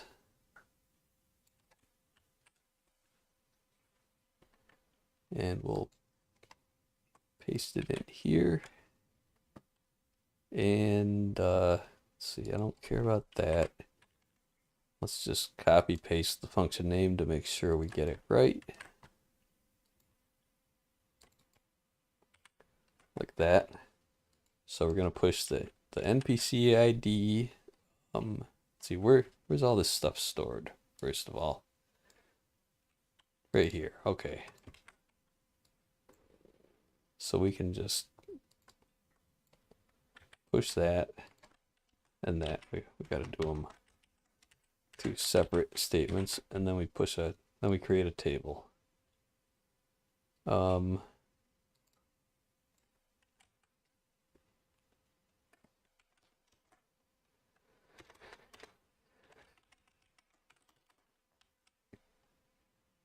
So let's see, we don't need a location table. We don't need any subtables. We just need, so far we have the heading and the text.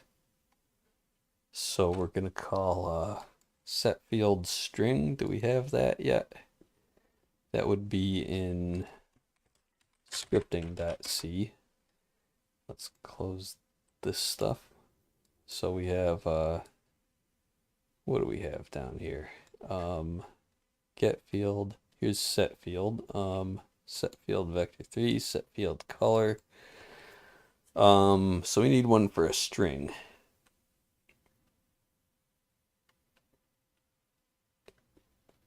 right?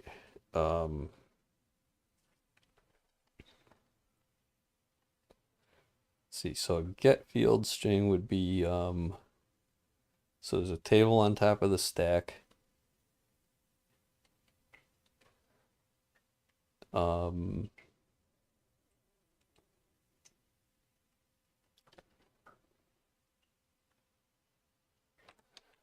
Let's see, where's get string? It's the second one.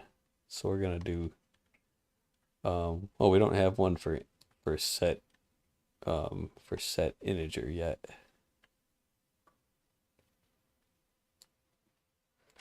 Maybe we should just add these right now.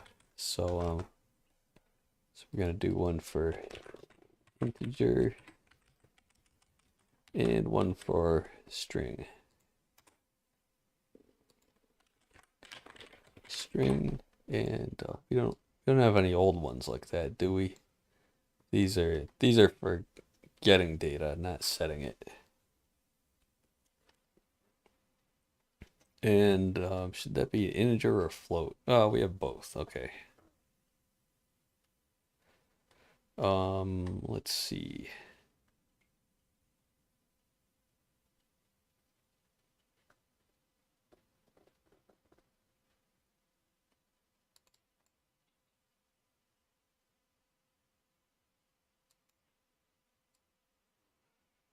Just gonna keep those for now.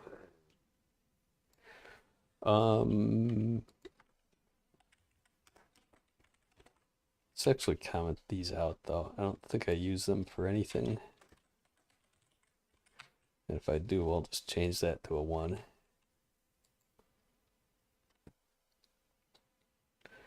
Okay, so set field integer. So the int value. And that's just going to be a push number value. Okay, that's easy. And then for a string, we just push that as a value. Like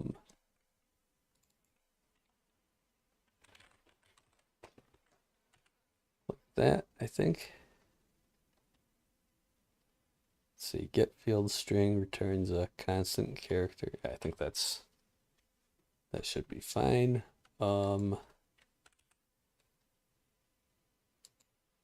Push string set field. That's all there is to it.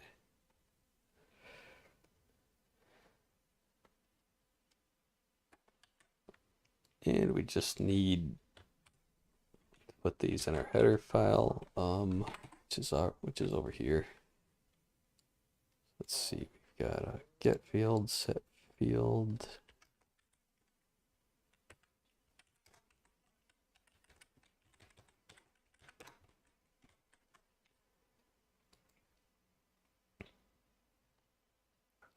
All right, and what have I changed over here? Comments, capitalization. Okay, so we're making a new table. This is our we're just gonna put we're just gonna do let's see, we're gonna do what do I call it? Script set string set field string set field string, and that's just gonna be L comma heading DLG heading. That's our variable, and another one for the text.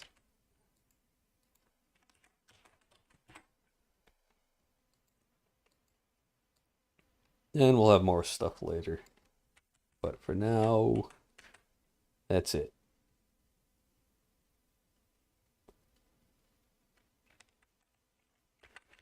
And are we going to check the response? Or I think we need to add some code to these run function commands. I think we need to add something to these, like that will set some kind of an error flag or counter. Just so the game can kind of keep track of that kind of stuff. But we don't need to deal with it here because if it fails, we're not doing anything about it.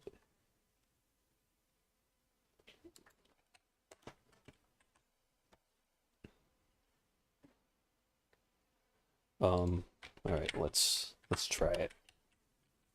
Make test, no debugger. What did I do wrong?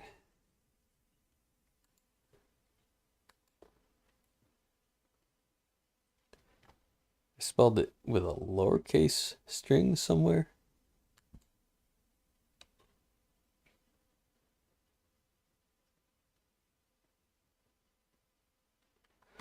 Wait, is there a... How many underscores are they supposed to be? Just one. That's the problem.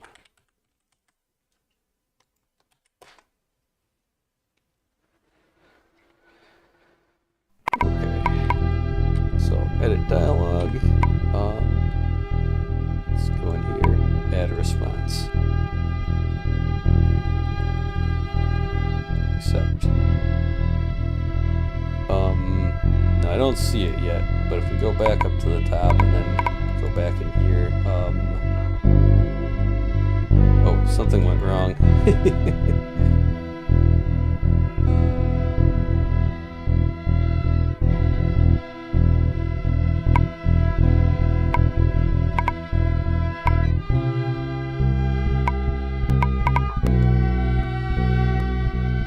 Okay, so I screwed that up. But we're getting there.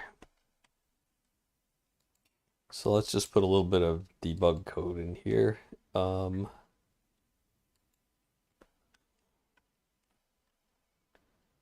what did we have down here?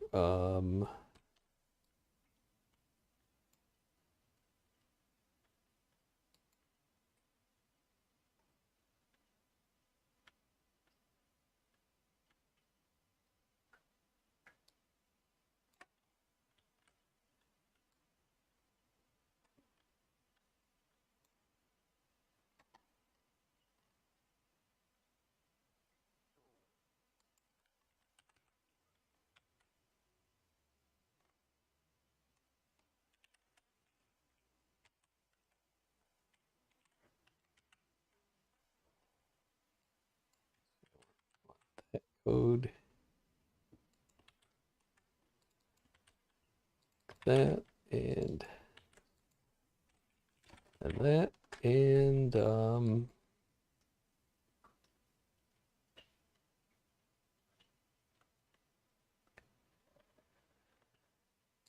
we're gonna do some table prints.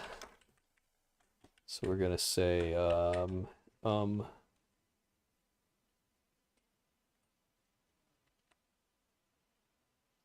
oh, we also don't need that, do we?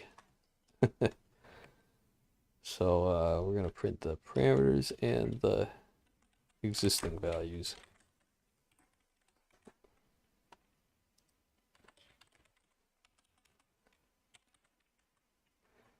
Merge new fields. Existing record. Okay. Let's see what that says. Okay,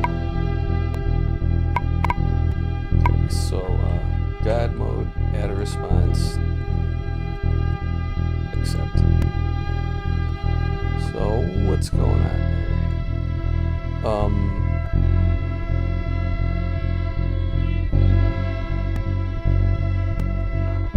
Update response. Well, that ain't right at all. Lewis script run function returned a 1. Well,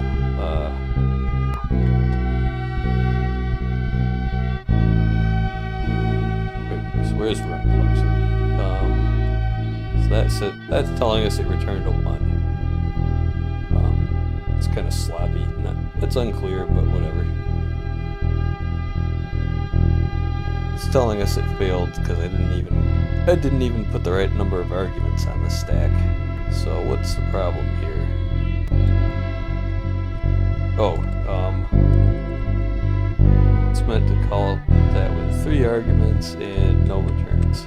Okay, so we'll just hit Control C there and run it again.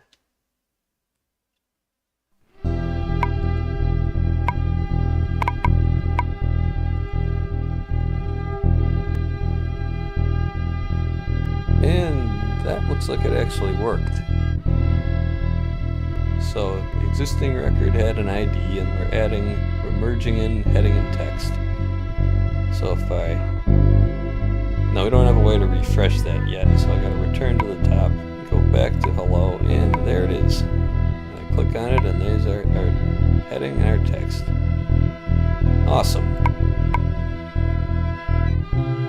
And I can do save edit. And let's go over here, see what changed.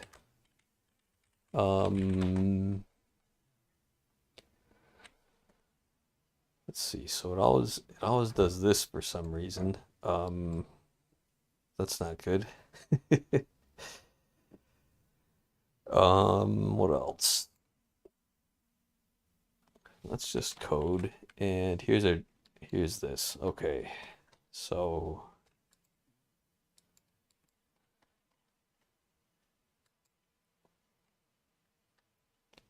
let's see. What I do with this is I just go clean indentation. Whoops, we gotta select everything. Clean indentation. Save. Then this will do an accurate comparison. Okay, cool.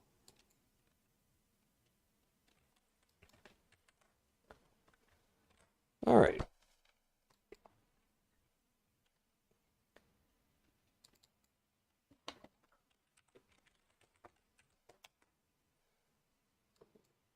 We'll have to figure that out a little later. All right, so let's see. We got save changes. We got to do delete response and some little navigation helpers. We'll call it top and up.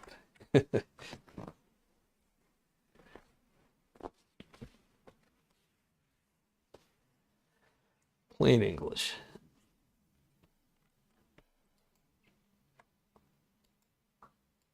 Okay, so we didn't need that. Comment out all this stuff. Comment that. Comment that.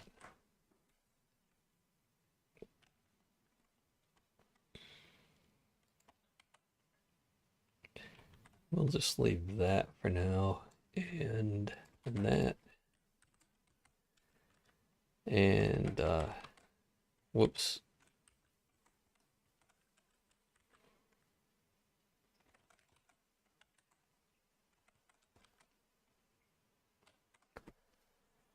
Okay, so I'm just cleaning up my debug code.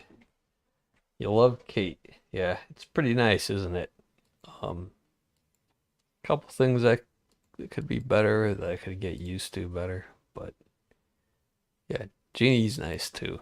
But getting a little antiquated, I guess.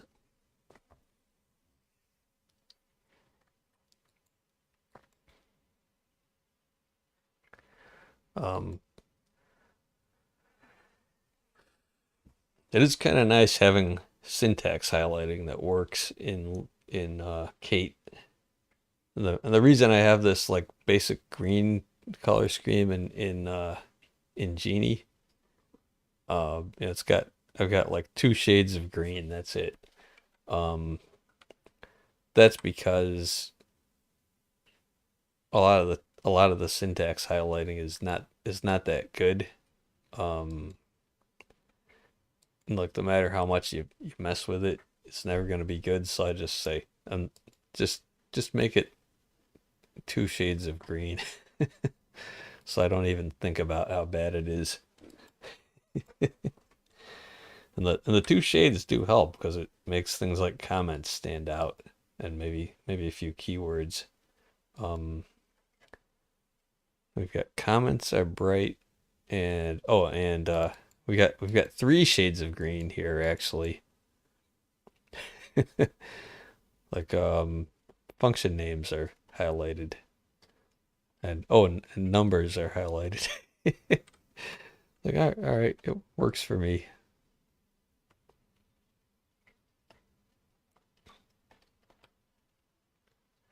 And what about C? Yeah, same deal. Numbers, comments, and in this case, the return value is highlighted. Whatever, eh?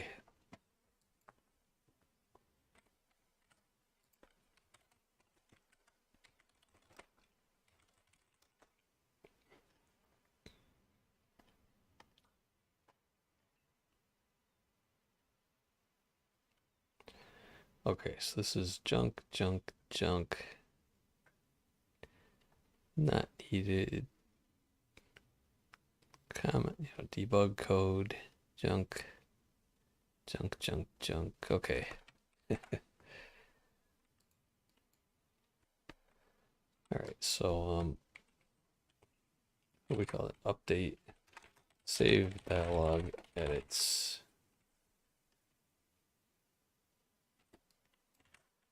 Commit that, and we'll go back up here. Run it one more time. Okay, git GUI. And yep, save dialog edits. All right. Back to the agenda, we got delete response and navigation, right? And then some renaming. Maybe I should do the renaming first.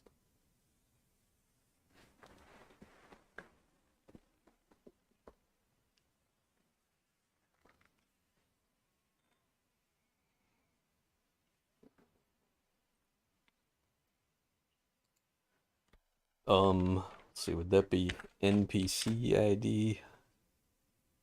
Actually, I'm not gonna do that because you see the sort order will always have like ID and name, and in the dialog, ID, capital ID is always gonna sort first.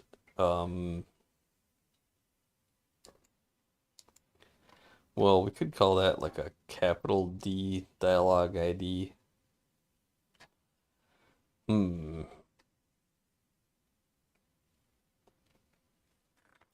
Let's do that.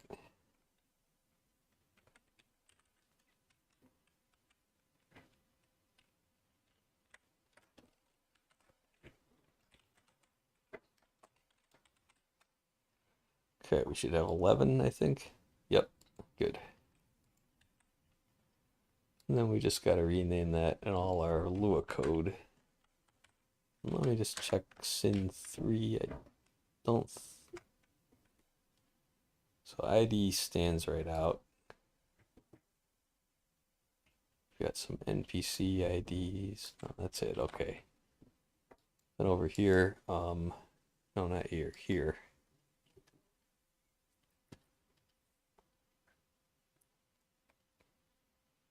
Okay, so that's for NPCs.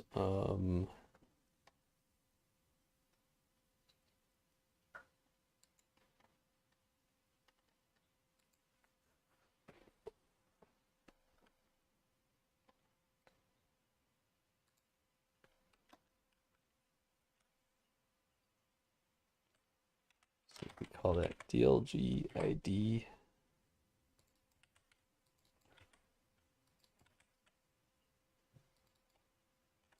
Oh, wait a second.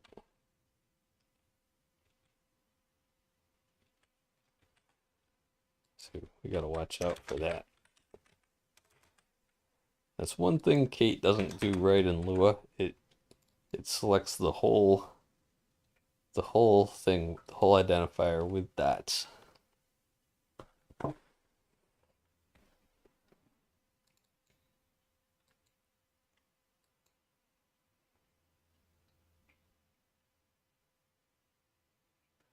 Um,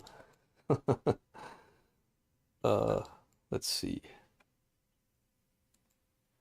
I think I want to make that a lowercase ID.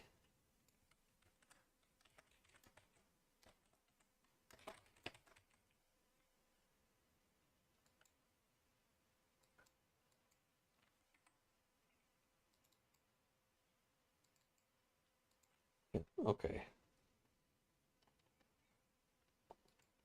We got it. Let's wait. Where is that? There. So we're gonna just do that and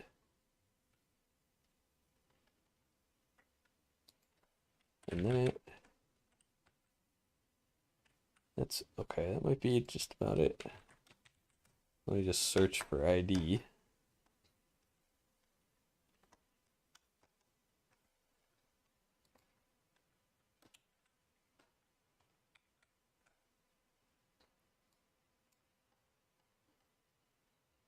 Oh, there's one commented out.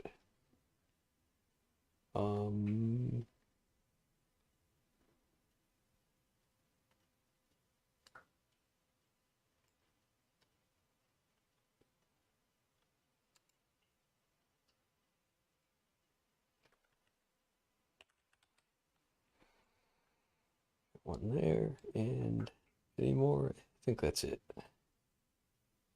Just NPC IDs down here. Okay. Now we actually got to test that. Okay, so dialog, we can run through some of these. Oh, that's, you know why that's not working, because we got to look at that in C also. Search for whole word ID.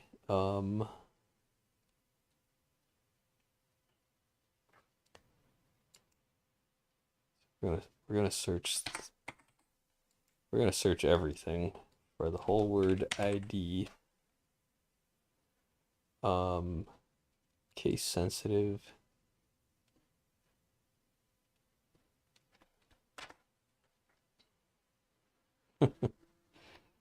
And it's in a bunch of different things, but let's see.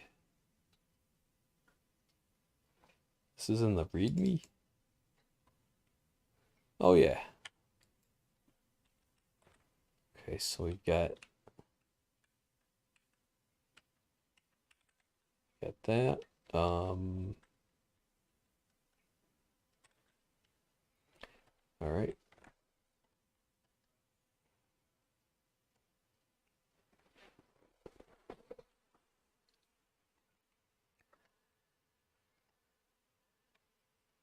Let's just run through everything. What's this? Regular expressions. So it doesn't have a whole word only option here, I guess. So this editor has a few shortcomings like this. So let's see, it's not there, not there.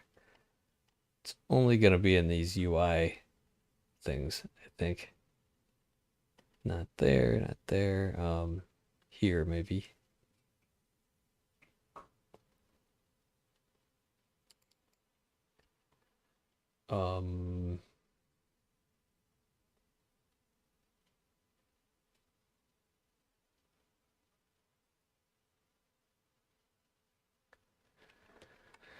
I don't know, maybe.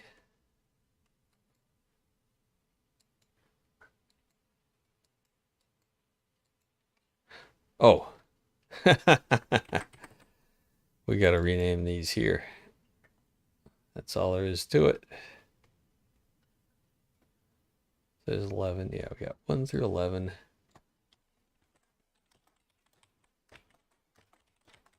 Like that. That's all. All we got to do.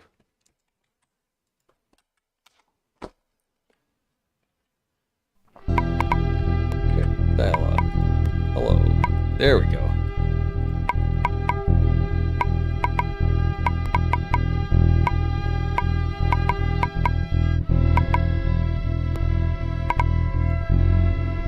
And then we gotta, let's make sure we can actually edit these. So edit, hello there.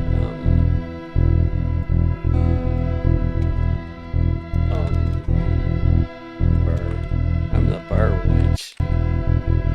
Whoops. I just did something.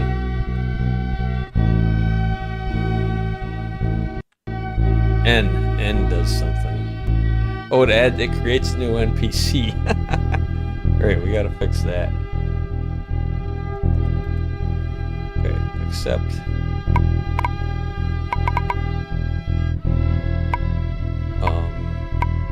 Let's see, we can add a response. Let's try adding at the top level.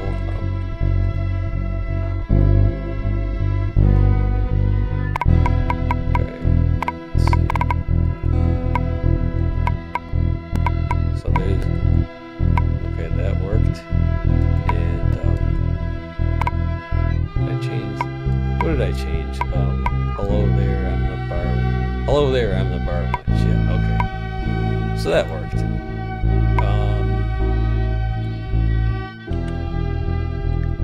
Can we add a blank response? Let's try that. Yeah, we can. Cancel. Okay. So let's see. We just need to refresh this.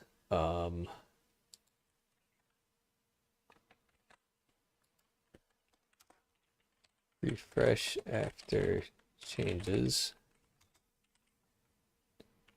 Refresh after edit / delete.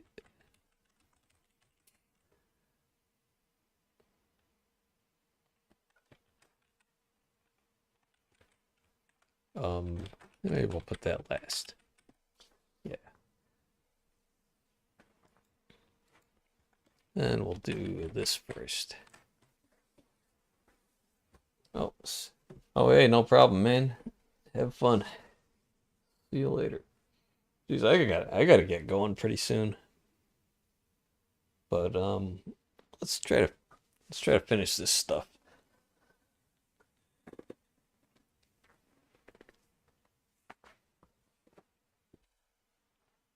Just gotta put in some time at my other job.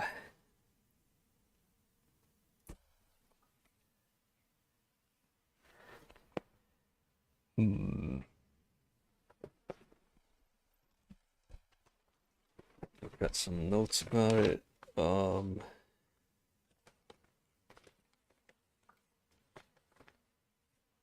That stuff. That stuff I gotta try out. Let's see.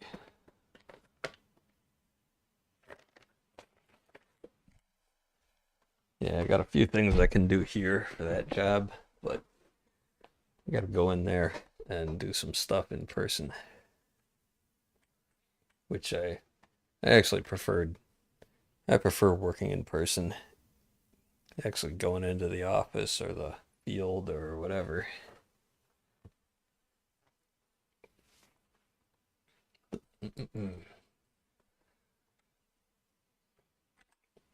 Let me just check on notifications and stuff. YouTube, any views over there? Nothing on YouTube. We got a chat from myself.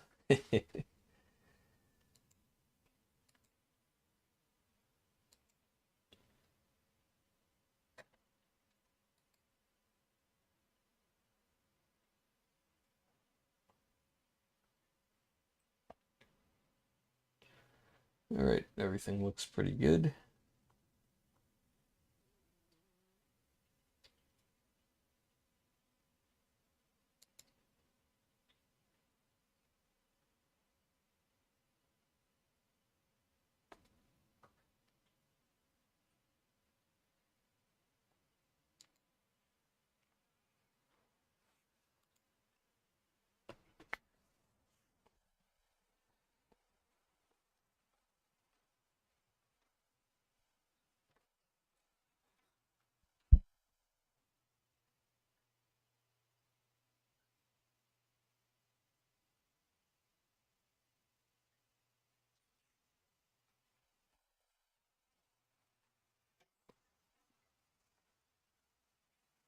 was thinking of taking a break, but I don't need to take a break if I just finish this stuff.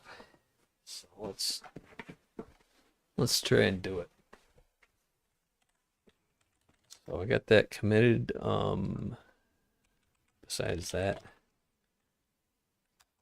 wait, what's this? Oh yeah, we do have to commit these changes, right? So we're gonna rename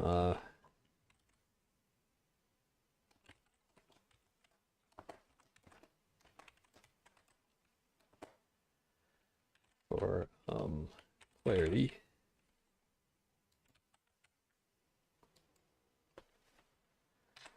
And we need to do that here. I don't think so. No, so I'll just stage that. And now we can just move on to, well, we got navigation. Okay, so let's see.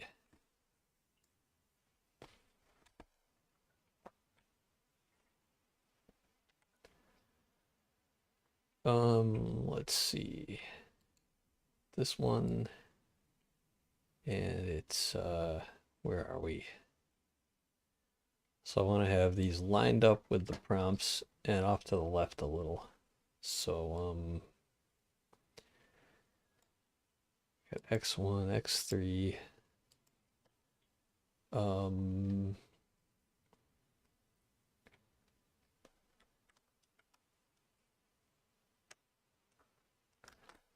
Suppose we could see point X1 equals that. And then that's that, and then this would be X2 plus that. And we're gonna say xNav equals actually we're gonna move that down, but we'll say x minus BH times 5, let's say. That should get it off to the left a little. BH is the button height, but it's useful for horizontal spacing too. Who cares, right? Now we're gonna go down to our heading. We got our text.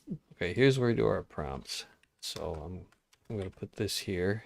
Float yNav equals y.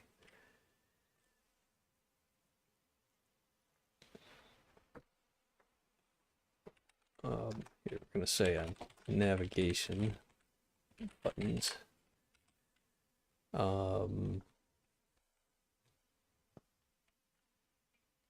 Let's see, where's a button I can copy?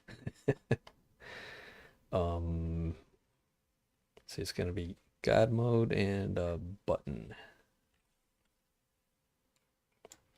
Like that.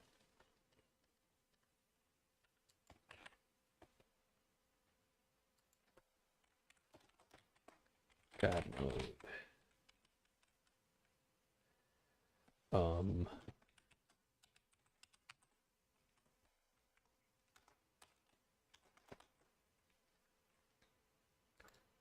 Just gonna say top and up,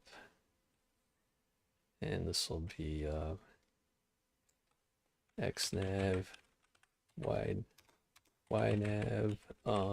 They can be pretty small buttons. And then let's see, yNav plus equals BH. Oh, what was it? Times 1.25. Let's say 1.5. We'll space them out good.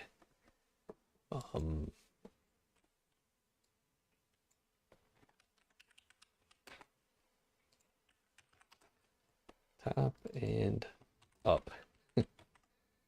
And we won't do anything with them yet. Let's just see how it looks. Okay, so we do that. God mode. Okay, there's our nav buttons. Also, what was that? If I press N, it where was that? Like UI.C or something? Or let's just search for.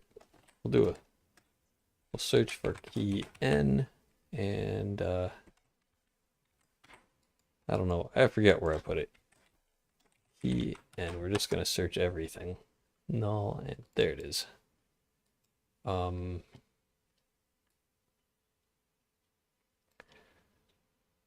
Okay, so that's gotta be. We just need that.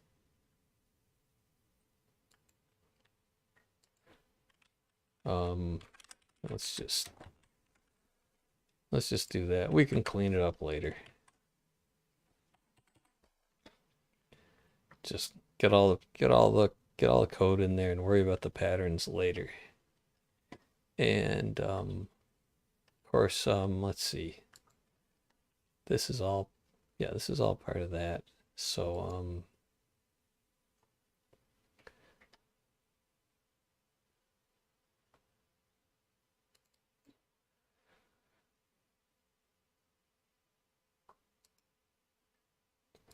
so actually, instead of putting that there, shouldn't we just, we've got that here, but I think we should just have that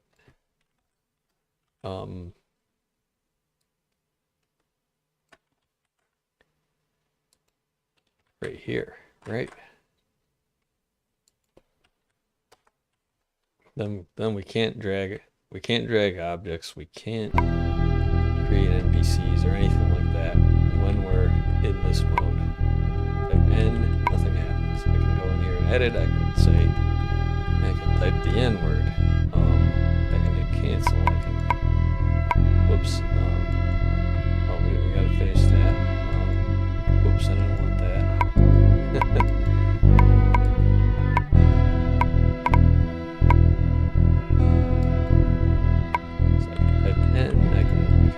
Drag things, nothing happens.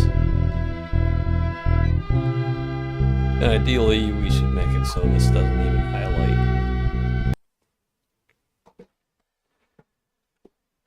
Okay. So get out of there. So where were we? Nav buttons in here.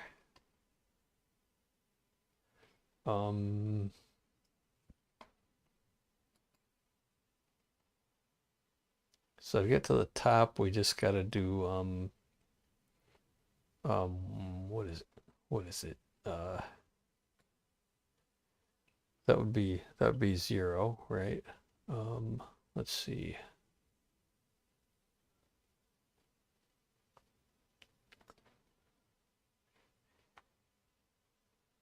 So that would be, you basically open the prompt for that. So we got to say open dialog node. We got to run this.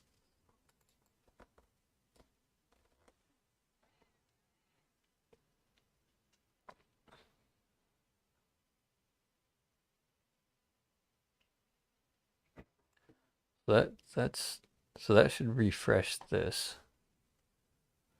We should have a refresh function here.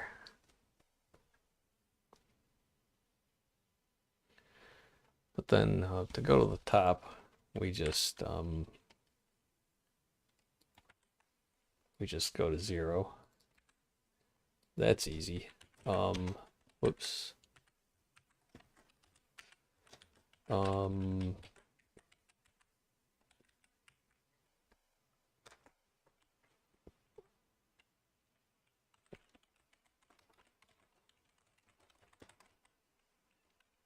Yeah, going up to the parent, we'd have to either keep track of it here or get it from Lua. Or keep track of it here.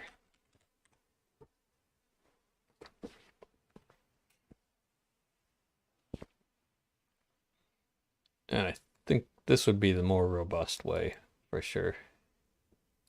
So I'm not even gonna do it the other way.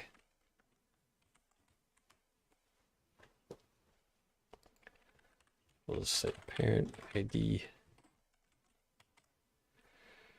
All right, so we got top, we got that. So we need a refresh. So we're gonna call this UI talk refresh. And is there anything else we need for that? I don't think so. So just gotta make a copy of that. Declare a function. And do that, and it's going to be NPC ID like this, right?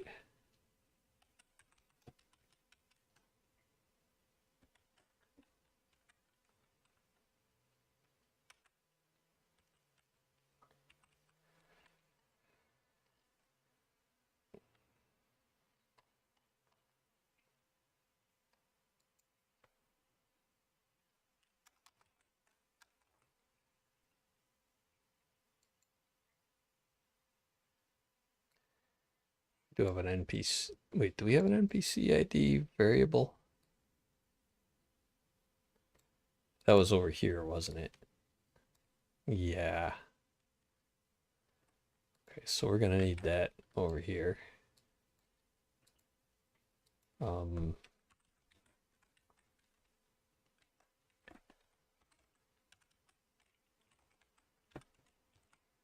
So we'll just do that, and let's see, NPC ID equals NPC ID. And because we need that for refresh, and we're never going to be changing NPCs. Where do we use it?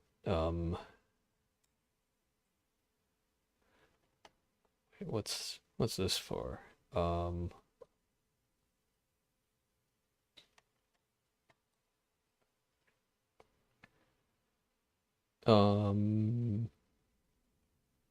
yeah, that's so we can restore the NPC's position after so the NPC can go on about its business, and that's in, mainly not for God mode.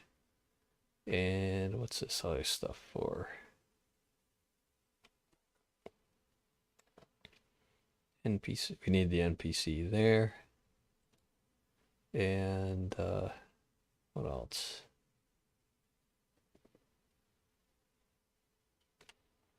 Yeah, okay, that's fine.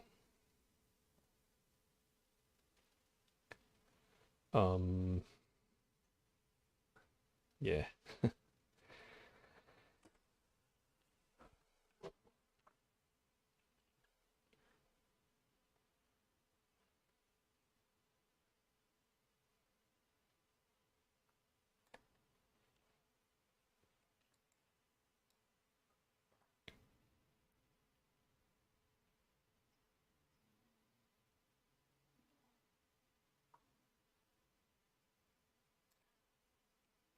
So we do a refresh there, and we want to do a refresh after this.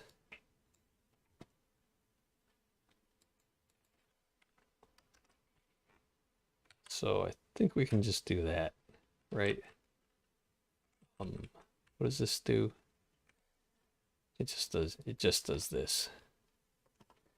Now what does that do exactly? It just calls into Lua, gets the new values, and updates these variables, and the next time on the next draw it will just render those instead. It's fine.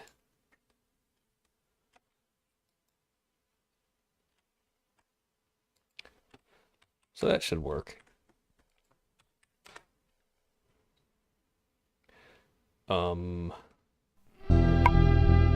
Might just need a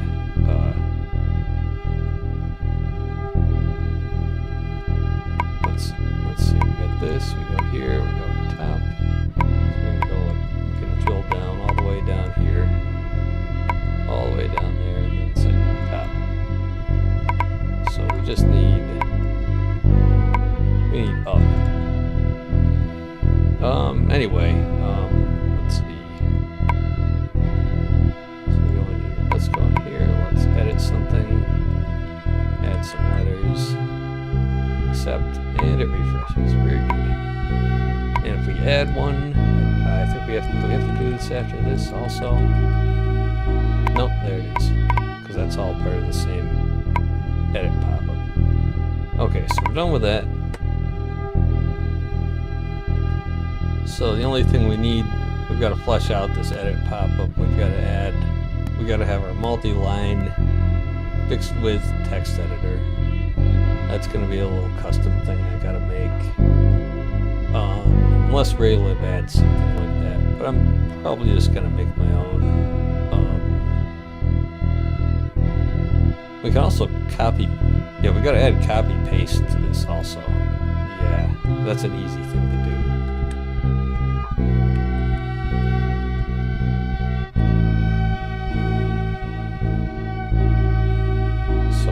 So if you have something, yeah, so we could have something like if it's too cumbersome to edit here, we just Control-C, Control-V, edit it over here instead. Or just edit it right in the JSON file, whatever.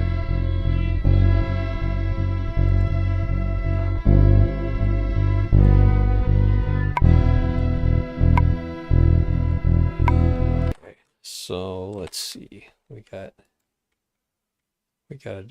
gotta have the up nav and we gotta refresh after delete. I think I already got that though. Refreshed, yeah, we got that. So we just need to implement this. And we don't need that.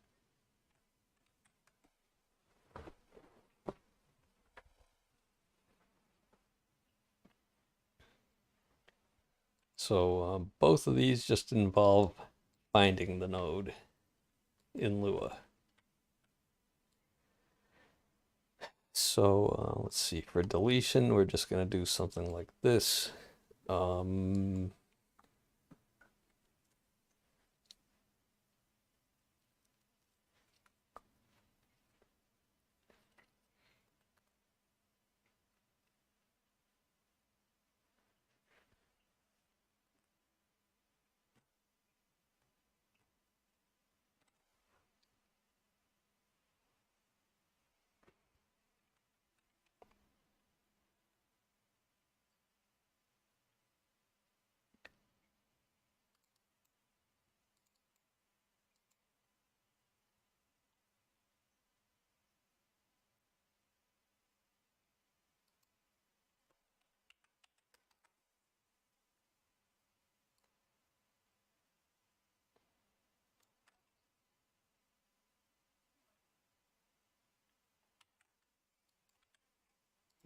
going to call this recurse. Don't even need to give it a good name. And we'll call that parent.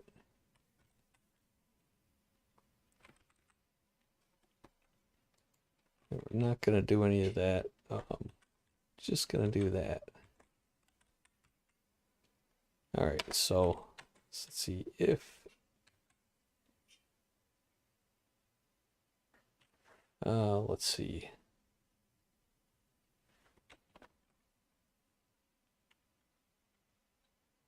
We've actually, so we've got to look at all their IDs. So if it equals this,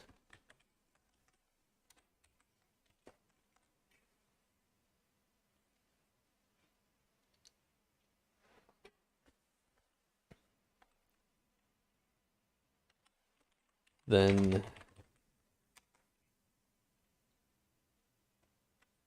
Or let's see, that's going to be an alt and an end. Okay, so if we find it, we got to do so it's going to be an I there. And then we just go pi equals nil. Delete. Is this right?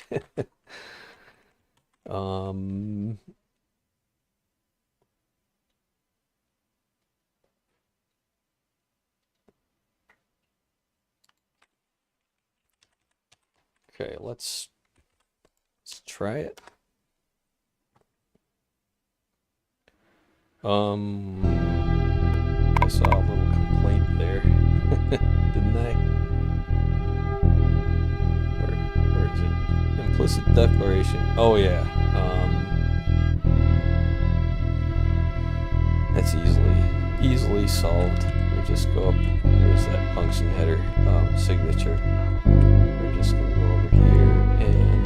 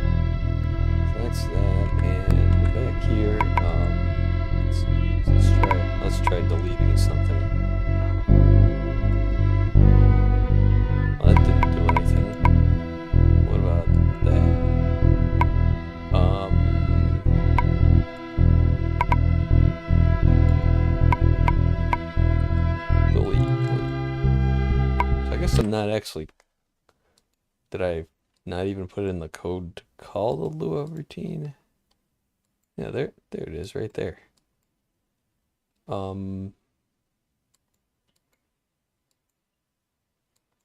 So what's the problem here?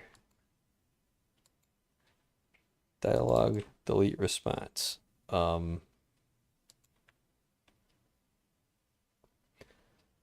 Oh, we got to take that to-do out of here, by the way.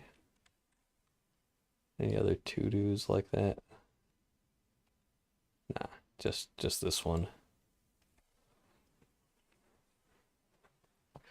So how come that isn't running? What the fuck?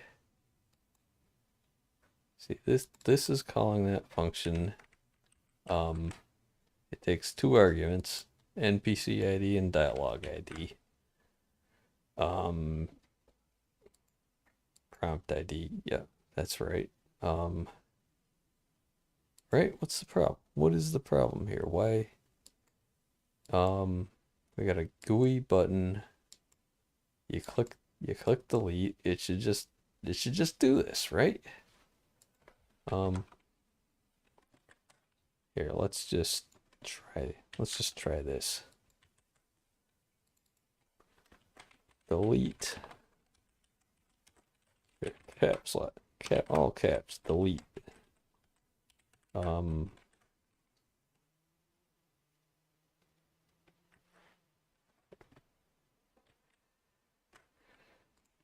Does that work? Does it even say that? Let's see.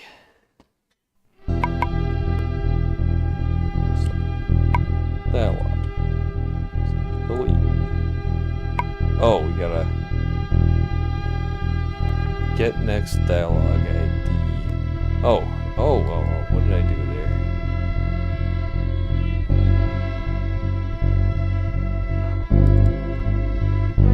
Oh, right, we gotta call that recurse.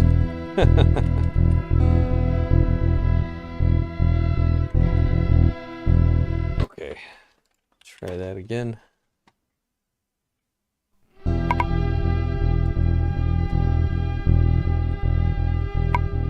Okay, so delete that, and it still seems to be there. If I delete that, no, it it's still there.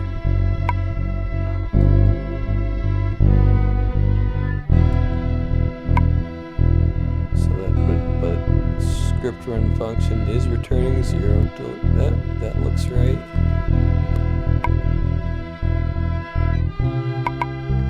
So I'm just doing something wrong. Let's escape out of there. Go to dialog again. Yeah, it's all still there. So oh, that's the problem. Or actually, it's in. We want that. Yeah.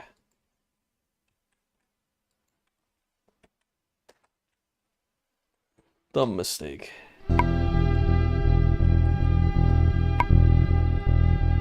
Delete, and it's gone, and everything's gone.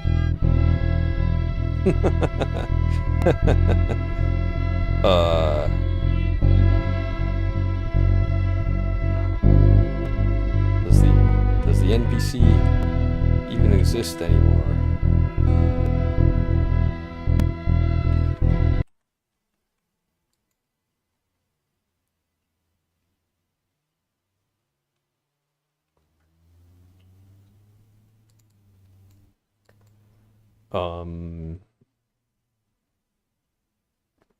Well, that wasn't right, was it? Hmm.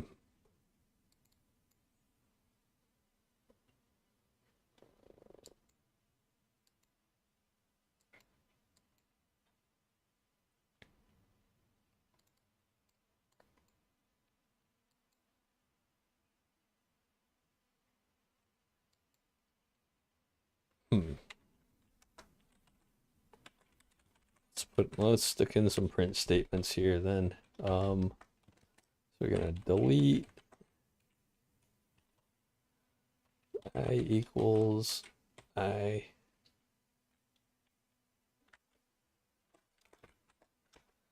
table.print p.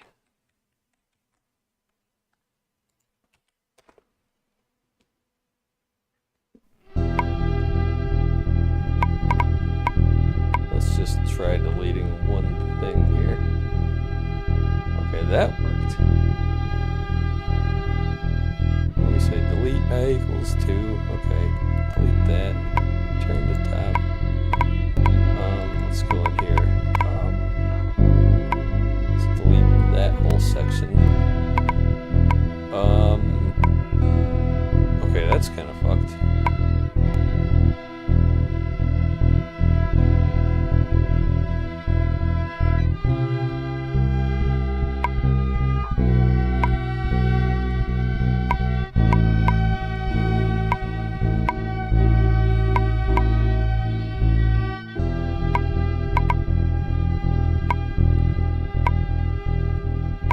Then if we delete that, wait, oh, that's still there. Okay, let's try this again, but it's, something's definitely wrong here.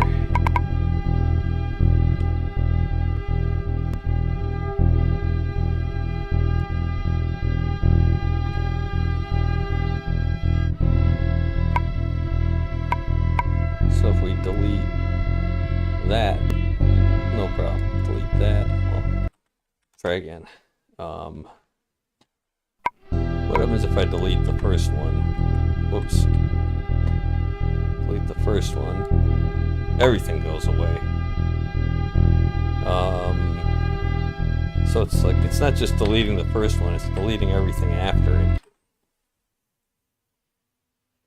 And is it actually...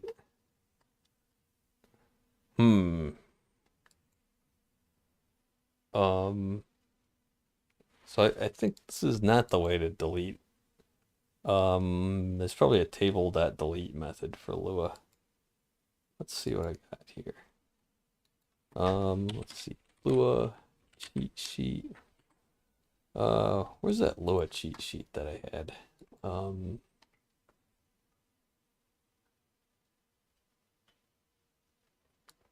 here maybe.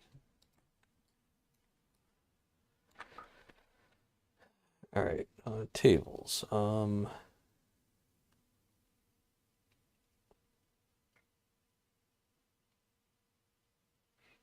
arrays. How do you delete an array component? I don't know. Let me look. Fluid table delete maybe. Remove table remove.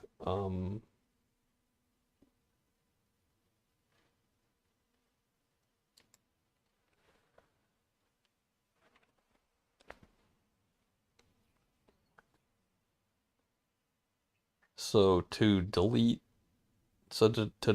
a key, you assign, this is how you delete a key from a key value table. But to delete an array element, we got to do it the other way. No. We do table.remove this, and then the position, index, whatever. We say, okay. And also we can return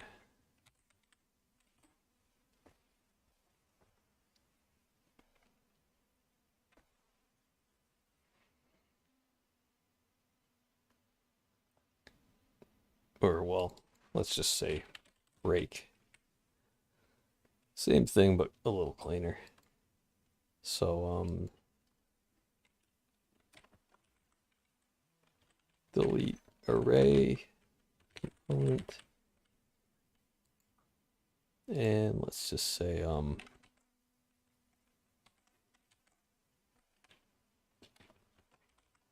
note, this is how you delete a key. Delete array component, yeah. Not component, element. That's what they say. All right, let's try that. Okay, so we're gonna delete the first one. Good. The second one stays. So here, let's delete that one. Everything else stays. Good. Let's delete that one. Good.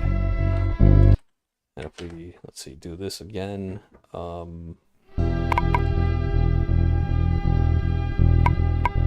add something. Just leave it blank. Delete the middle one. That's still there. And that's still blank. Okay, top blank. Blankety blank, blank, blank. Okay, so that's deletion.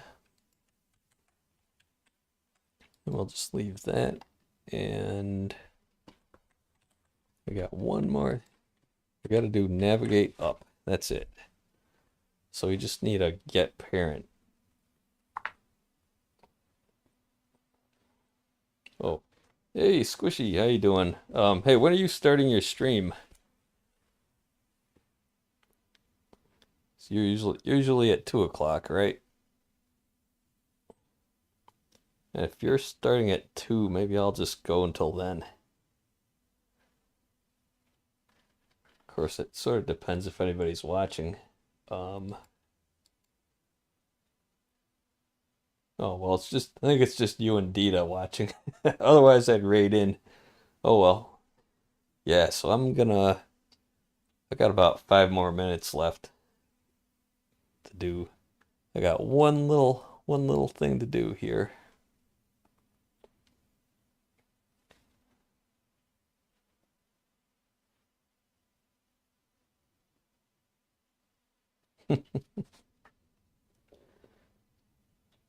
Yeah.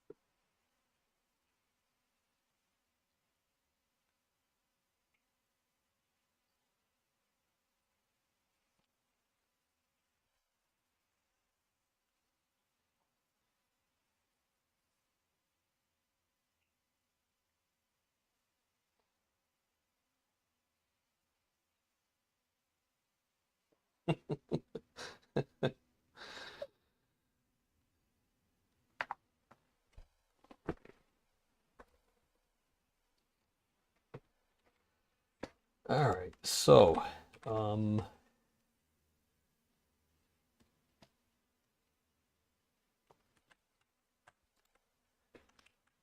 so we got a bunch. We got some Lua code here. Yep. Oh, let's get that out of there. And then we got to do another little thing just like this.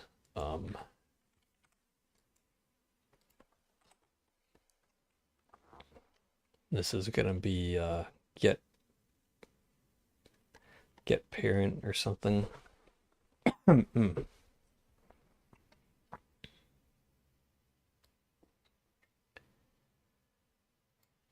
That would be here.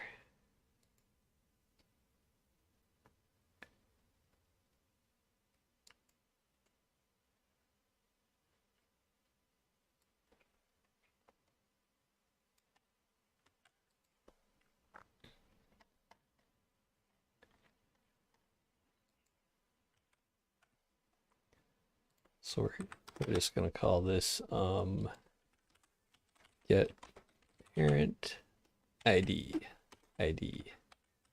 dialog get parent dialog ID, like that. And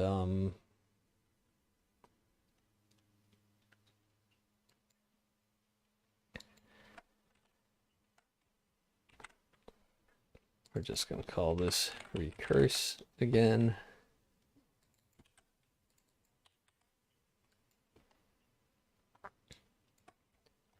Copy all that down. So we're just going to scan through all the child nodes until we find the one.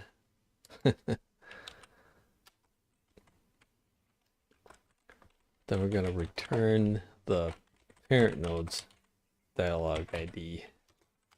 End.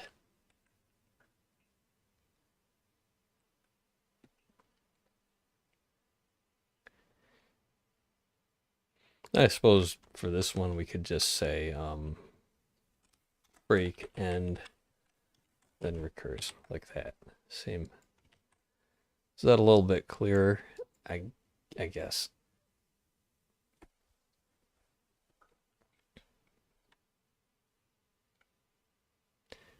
And if we don't find anything, I think it'll automatically return a nil if we don't return anything. Let's return a 0 just in case. And then we'll just return that. And do we need any of this other shit? We need let's call that NPC. And we don't need that. So then we just gotta call this from C. And that's for the up button, which is right here.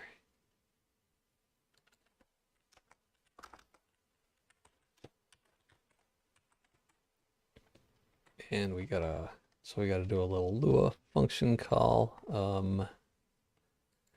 like this.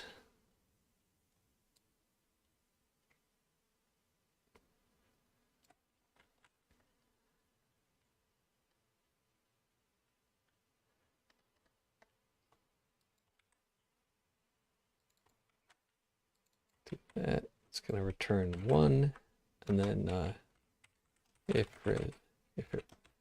it's 0, then we do a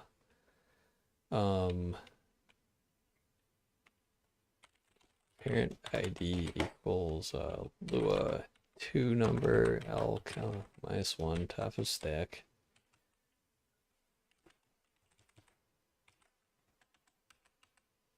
And fix that indentation, and there. And then just do that.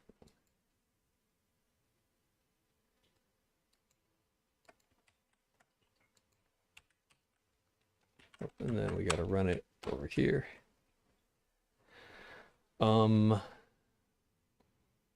did I just screw up there? 196. Oh, prompt ID. Oh, it's gonna be DLG ID. So we got to find the parent of the current the current one we're looking at. Ah, you know what I mean. So here, go back to God mode. So we go here, go up. That didn't work.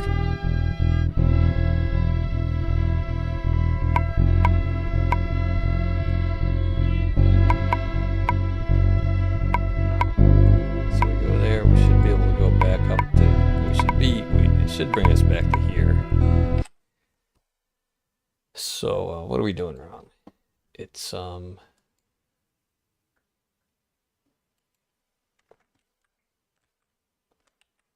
let's see. Get parent dialog ID.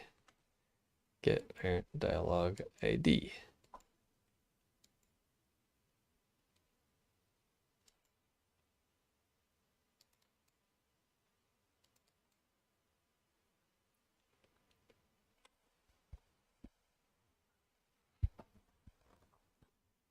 Yeah, it's saying this, and it's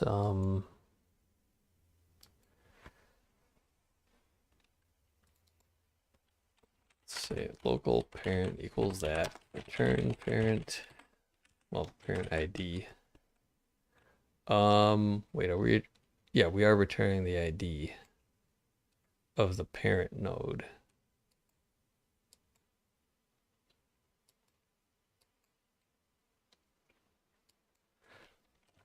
Or 0. If it's the top level node, if we're at the NPC, it's not gonna have a dialog ID. If node is the NPC, it's not gonna have a dialog ID, so we return 0 instead. And if we don't find anything for some reason, which should never happen, we also return 0. And so this would be a number, and then we just return it, and I just want to print it. So parent ID equals parent ID. Right, just checking. Does this make some sense? So let's see. God mode, go into here. So we are in this is ID 3. So let's go down into here, and then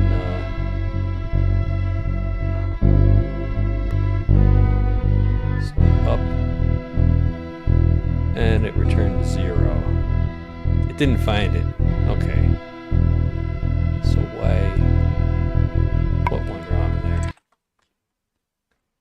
It's looking for the parent of 5. Let's see, 5 was Scotch, so its parent should be 3. This should be returning 3, but it didn't. So why is that? You know what? I could just put in some code right here to check this. And maybe I should just do that. So let's say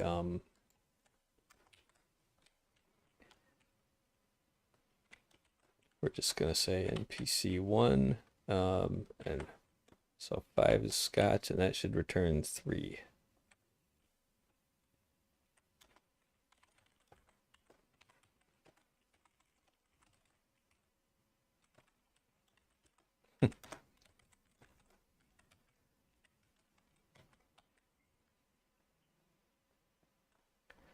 Let's just try that. Test parent ID equals 0. Whoops. So we're expecting a 3 there. So what's going on? Um,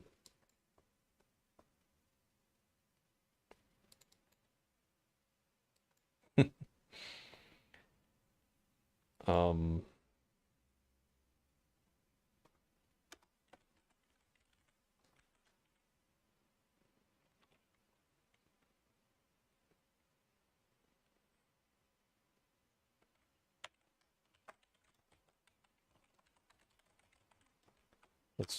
let's just do all this.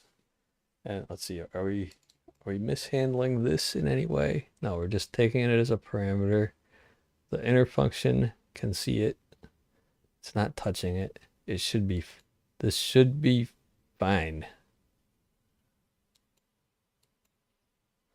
So if so P is the child, the prompt, and the parent node is node here. So what the fuck? So let's see, what does that do?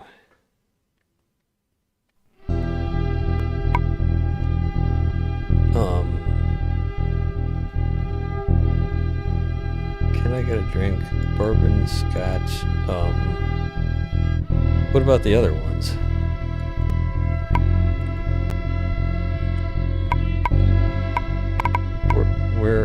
Where were all these? Oh, wait a second. So the reason it stopped at scotch is because that is 5, but it's not returning the right parent ID. Okay. So let's we need a little more information here. Let's say node dot dialog ID.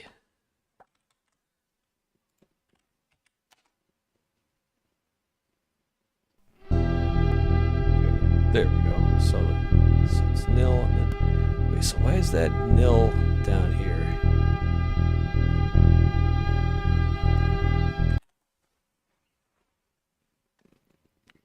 So it's going down through hello, going through that subtopics, then it's going back up and going to the next one. So it's going back to the top level, gets to the ID 3. Can I get a drink? And then there's that.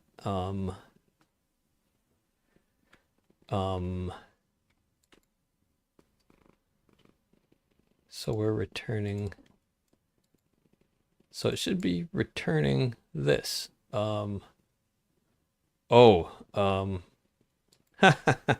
We got to return that. Or wait a second.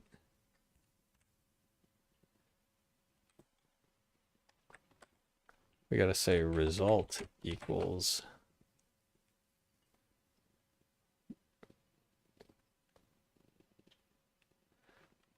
oh,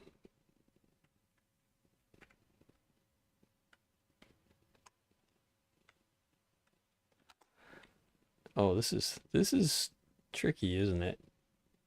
So we got to say local result equals that. If result, then return result, and we could just say return result all the way down, but that's like an early out. No, still not right.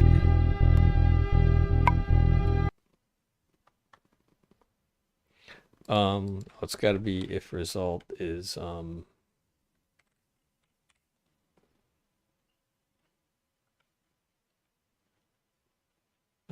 what is it? Not equals 0.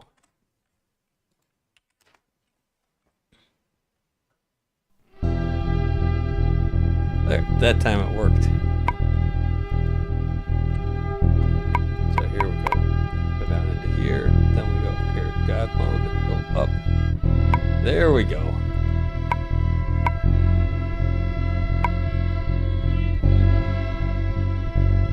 Okay, cool. We got it. Now we can just delete this crap. And Try it one more time just to make sure I didn't delete the wrong thing, because you can never underestimate your own possibility for being retarded. Never. You learn to never underestimate your own retardation. As a programmers, guys, developers are fucking retards. We're all retarded.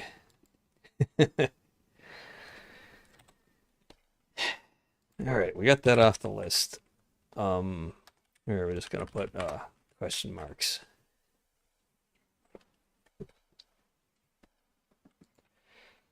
All right, so we got whatever that was there. So we gotta commit these changes. So what was that? That was deletion and nav up. Okay.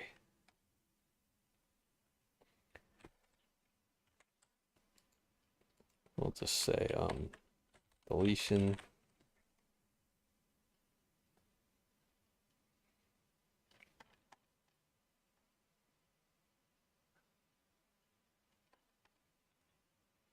Right?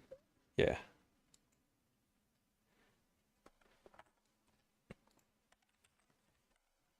And what do we got here?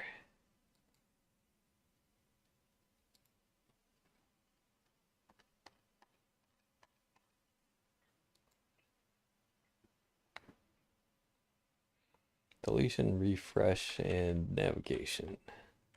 All right.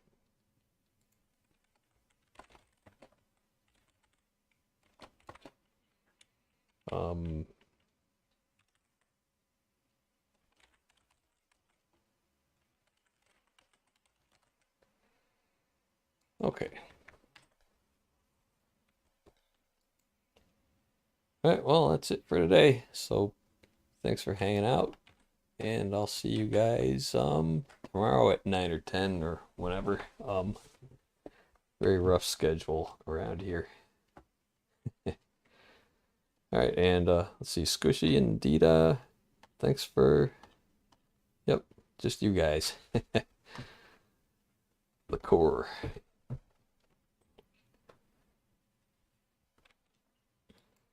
And let's see, anything going on YouTube? We got a couple people on YouTube recently, apparently. So whoever you are, oh, it's Joe Biden. Joe Biden says, hello, friends. I bet that's Goblin. Thanks for stopping by, Goblin, or whoever you are. M Goblin, he says. All right, yeah, I figured as much. Yeah, so well, I gotta head out. I'll see you guys later on Squishy's stream, if he's still going when I get back from my other job, which will probably be just a couple hours. So yeah. So have a good one, guys. I'm out.